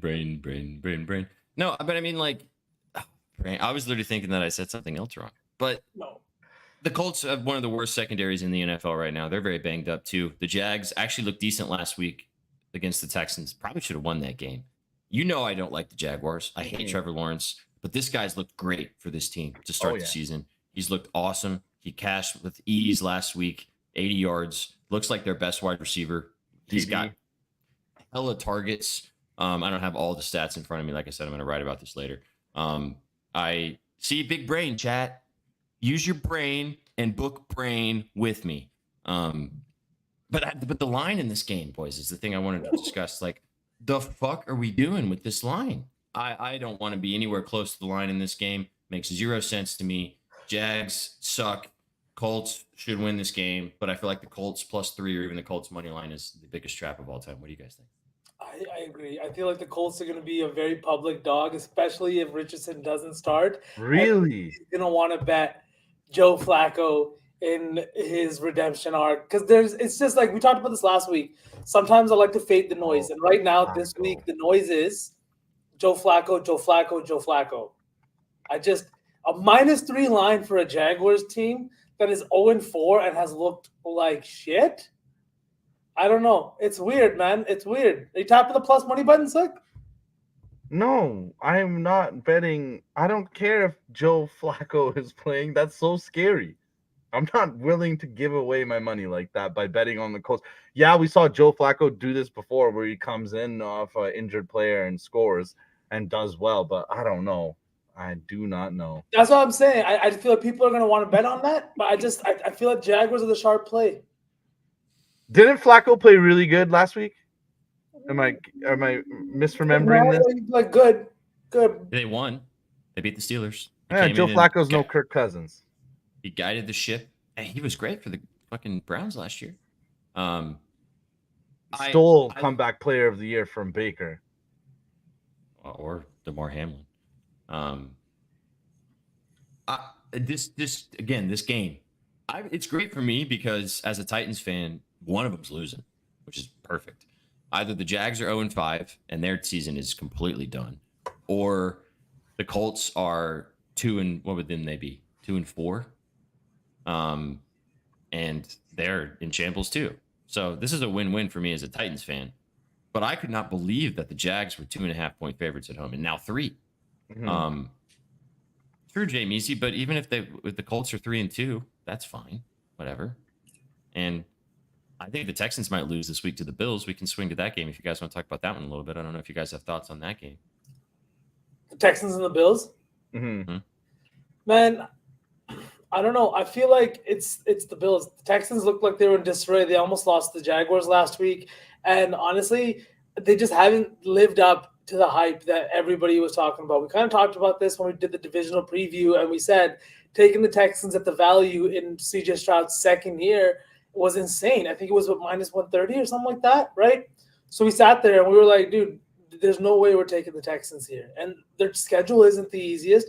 You're getting a Bills team that is coming off a tough loss to the Ravens. Like, it would have been better had the Bills lost by 3 or 4 points, but they got beat down. No Shakir, I know that. But yeah, so you got to bet on Keon Coleman this week. Maybe, hopefully, this is the week Dalton Kincaid actually has one of those big games where he scores up one of those things. They call it what? Touchdowns, right? I don't know if he's heard of those things, but I would love for him to, remember, look up that word and maybe remember what the fuck a touchdown is. Would love that for my fantasy team. But I think that the Bills win this one. I think that it's going to be a tough game, but I honestly need to look more into it. I want to see what the Bills' record looks like coming off a big loss like that. It's a little bit of stress for me because this is 2 3-1 teams, but there's one team that's only put up 79 points for. The Texans have not we talk about all of their weapons. They have not been putting points on the board. So both teams might be 3-1, but I think it's pretty. I lean for the Bills to be 4-1. I lean with the Bills too. Mm-hmm. I like the Bills. You're getting +1 right now. minus 105. Should be a great game. But I agree with you, V. I mean, we talked about this with the AFC South. I wasn't as high on the Texans. Again, everything I say about this division is always Titan flavored. So, but I think everybody was really quick to crown CJ Stroud as an elite quarterback, and we only saw a full season of action from him. Like, you can't be elite and playing 17 games. So this team's overperformed based upon how they've actually played. If you've actually watched some of their games, their defense is getting kind of rocked. They're not really playing very well. They could have lost to the Bears on Sunday Night Football. They've been a little sus. They could have lost last week to the Jaguars. They have not. They're the only team in the NFL right now that has not covered a single game to start the season. They have not covered a spread whatsoever. They've scored 4 more points than the Steelers. There you go. And they got a lot of new pieces, so those things take time to settle in. But I don't know, man. I actually might bet the Bills +1. I might just take the pillow. Nah, fuck it. No, yeah. I mean, +1's minus 110. Money line's minus 105. I'll take the 5 cents of juice to take the +1. Mm-hmm. Boys, speaking of pillows, should we cap it off with a game that I want no pillow in? Because okay, talk to me. Cowboys Yes. on the money line against the Steelers. Yeah. We're taking the Cowboys on the money line.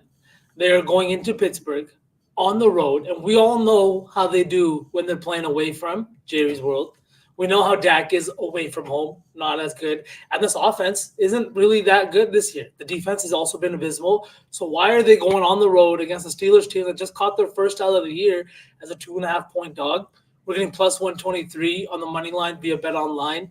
I just think that line is super weird. And SPJ, I talked about this last week with the Titans. It's that time that I like to bet on a team when everybody's given up on them. When everybody is like, this isn't the team that we thought they were going to be. No, my time on the line is still 2.5. That makes me even more sus, Rogue. And honestly, it sounds weird. I like this even more than.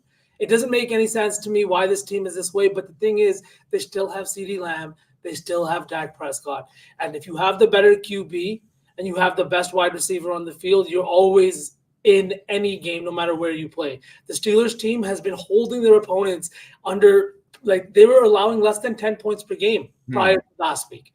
And then we saw what it looked like when all of a sudden the Steelers offense was kind of stalling and their defense had to be on the field more than they would have liked to be. I think that this week with Dallas and the weapons that they have, and in a must-win game for them, they really, really need to come out on Sunday night on primetime in Pittsburgh and send a message. Sorry, not leave a message. Send a message to the league that, hey, like, we're not finished yet. We're 2-2. This will put them at 3-2 and put them right back in the race, especially if the Commanders catch a loss this week. So Send take a message. the Cowboys on the money line. Send a message. Leave a voicemail. I have a play in this game too, and it's on the Steelers side. I don't know which side I like better. You kind of, I don't know. Bicycle. In chat, you're gonna hate me because I bet him last week. I don't have a banner for this one. I'm taking Najee Harris over his rushing yards again. I got 64.5. It's already moving. No Cordero Patterson. Probably no Jalen Warren for the Steelers. Jalen Warren, he's out too. Okay. Chad, if you like this play, I know Najee's a little hard to get on the right side of because he's a little bit inconsistent, but the Steelers don't have anybody else in the backfield right now. And the Cowboys have struggled stopping the run. So I would think that this line's going to move. I got 64.5. I'm already seeing 66.5. I could see this line moving up to maybe closer to 70 by Sunday. The Steelers are going to run the football at home. Like, they're not going to just let Justin Fields throw the ball 40 times. And I think this game does stay kind of close. I think the Cowboys are going to be competitive, but I like Najee a lot in this game, especially with no Micah Parsons too. They're going to struggle with stopping the run even more than they have already this season. So really like Najee a bunch in this matchup. And he burned me. Was it last week? 2 weeks ago? I don't know. I forgot about it because he burned me. But he burned me either last week or the week before in a great matchup. Oh, it was last week against the Colts. But that was because they were giving carries to Cordero Patterson, who was running all over the place. He ain't playing today or Sunday. So, yeah, I like Najee. I don't know if I lean with you on the Cowboys to cover, but or the money line, like you said. Straight up money line. Hold the pillow. Send it back to Shags. Take it. I kind of like the Cowboys play because you guys know me. I like the Steelers, and I'm not willing to bet them this week, so I get why V's on it. Just bet Najee Harris rushing yards with me. There you Hey, go. I called the Colts winning outright last week, didn't I? You did. Right. You did. So also the Raiders, they were another one. I've been kind of sharp with these dogs. Hopefully, me saying that now doesn't jinx it. All But, right, that's great though, V. Because I got a question for you: is it the Broncos or the Raiders this week? I think it's the Broncos. I think want to it's bet the Broncos, so I Yeah, love that. I think it's the Broncos. I don't know what the line is right now. I'm not even looking at it, but 3, I both think. company looked much better as each week is progressing. The defense looks to be elite too, and I know that I made fun of you about that game against Baker Mayfield and company, right? I know I did. No Vita Vea, and the Broncos defense is The legit. defense is better than we thought. They're a young core with Patrick Surtain kind of leading this group, and they've all bought into if we're going to win games, we have to play defense. And Mhm. I think with that, the energy transfers over to the offensive side of the ball. We see that when you see your It's defense infectious. You're hold the right. Jets to 9 points, you go out there and you're like, we can win this fucking game. All we got to do is put it in the end zone, stick it in there one time, Mhm. right? That's all That's they what had she to said. do, and they did it. That Oh. pass, especially with the way Bo Nix was playing, the touchdown pass he threw, that was not his. That was like you would not see that coming with the way the game was going. He's had some rookie struggles, but all in all, Bo Just Nix has not been completely terrible. 2-2, He's and he beat Baker making Mayfield and plays. Aaron Rodgers. Yeah. I That's beat the Jets last week. wild. Although that, I watched buddy Degen break some tape down, and I actually watched some of the highlights and I watched actually a little bit of that Jets game. And I mean, the Titans just played the Jets. Kev gets That it. off, that Ken had us offense on was- audio, and he had to walk back to his phone and type that out after he heard it. Also, Twansky, if the lady likes it, brother, you know, I mean, you gotta do what you yeah. gotta do, man. I dropped the link for you. There's a lot of colors. There's a lot of styles. Go peep it out. Go check it out. We have a lot of fun. We also have, this is the snapback. We have another snapback, and we have a dad hat. That's your style. There's a lot of different ones. There's also an all sauce team one, which we gave away earlier right there. We're going to have one for every single show. So be sure to stick around. Watch, keep peeping the store. They're And embroidered. new mugs. And new mugs. Graphics guy's been busy. And then Busy, we've got the classics too. Yep. Don't forget about the classics. We might have some new stuff moving forward too. You know, you never know. You never know what the graphics guy's going to whip up in his Classics. late night slumbers. Look at, oh wow, he had it right sitting on the side. Look at that. Let's go. It's my go-to hoodie. I love it. We love you. We love you too, chat. Thanks so much for stopping by today. Ultra long sauce team, but if you guys know, this is one of our longer shows because we get to gabbing about the NBA and can't stop us. So Wait till Um, the season starts. what are we gonna do, boys? Have some fun, obviously. Mhm. Thanks for hanging out with us today, guys. As always, go follow the goats, Just Soak and Vsauce. Go follow myself, Sweatpan Jesus. Go follow all of us at Your Betting News. The lads will be live tomorrow. Double dip for you guys tomorrow. Betspresso in the morning time with Shags and Trizzy going through the entire college football slate and the huge UFC card tomorrow. Thanks, Never Hit Good. We appreciate you, brother. We have a huge UFC tomorrow. 307. Alex Pereira taking on Roundtree. Should be a good one. Trizzy's going to talk about that on the Violence Report. Then we'll have a separate Violence Report where Trizzy and Sook will be live with you guys tomorrow. We have a special guest joining us too. No stream for me tomorrow, chat. So if you enjoy me not being on Aw. shows tomorrow, come and hang out. If you But don't Sunday, tell the people. Go ahead. Sunday, we have a huge slate of football, NFL Week 5, and I'll be back. And Yeah, all right. Chad, it's my birthday. Yeah. on Sunday. Yo, your boy is entering his Jesus year. Your boy turns 33 on Sunday. So I'll be hanging out with you guys live, talking the gridiron on Gridiron Gang on Sunday. Bring the vibes. I will definitely be cracking a beverage for our Lord and Savior over here on Sunday morning. Yeah, we have not cracked bevies on a gridiron yet this season, so it's gonna have to be this week, boys. Gonna have to. I mean, We might have to. you ever tell your wife that you're showing up to your birthday party half cut? She won't mind. I'll just pour her a glass of Prosecco and some orange juice, and we'll be just fine. Mhm. Let's go. Let's get it. All right, boys. and ladies, thanks so much for stopping by for All Sauce Team today. We had some fun with you guys. Appreciate you being here. Brought to you by our sponsors at Bet Online. Go follow the channel if you're not already. We really appreciate you guys. Love having lots of new people pop in the chat and hang out with us. It's going to be a fun time for the rest of the season. So get involved. Keep hanging. Have a kick-ass Friday night. As I said, the lads will be live tomorrow for a double dip, and we'll catch you guys again on Sunday. Boys, it's been a pleasure. You got any final words for the kids before we scoot? Trust in Max Christie. We'll talk about it in 2 months when he's averaging 8-9 points a game. We need Shags. We need to record that sound of we can have that on to play. But yeah. Let's have a weekend. That's and all. we did have a lot of subs too today. We did. Yeah, Thank you, a chat. ton of subs. Major dubs to all you motherfuckers. We love you so much. Have a kick-ass Friday night. Enjoy. Go be safe out there. Gamble responsibly as always. Enjoy. Have a nice beverage on us. You know what I mean? And we'll catch you guys in the morning. Take it easy. You came for the winners and you stayed for the vibes. See you on the next one. Peace. What you know about rolling down in the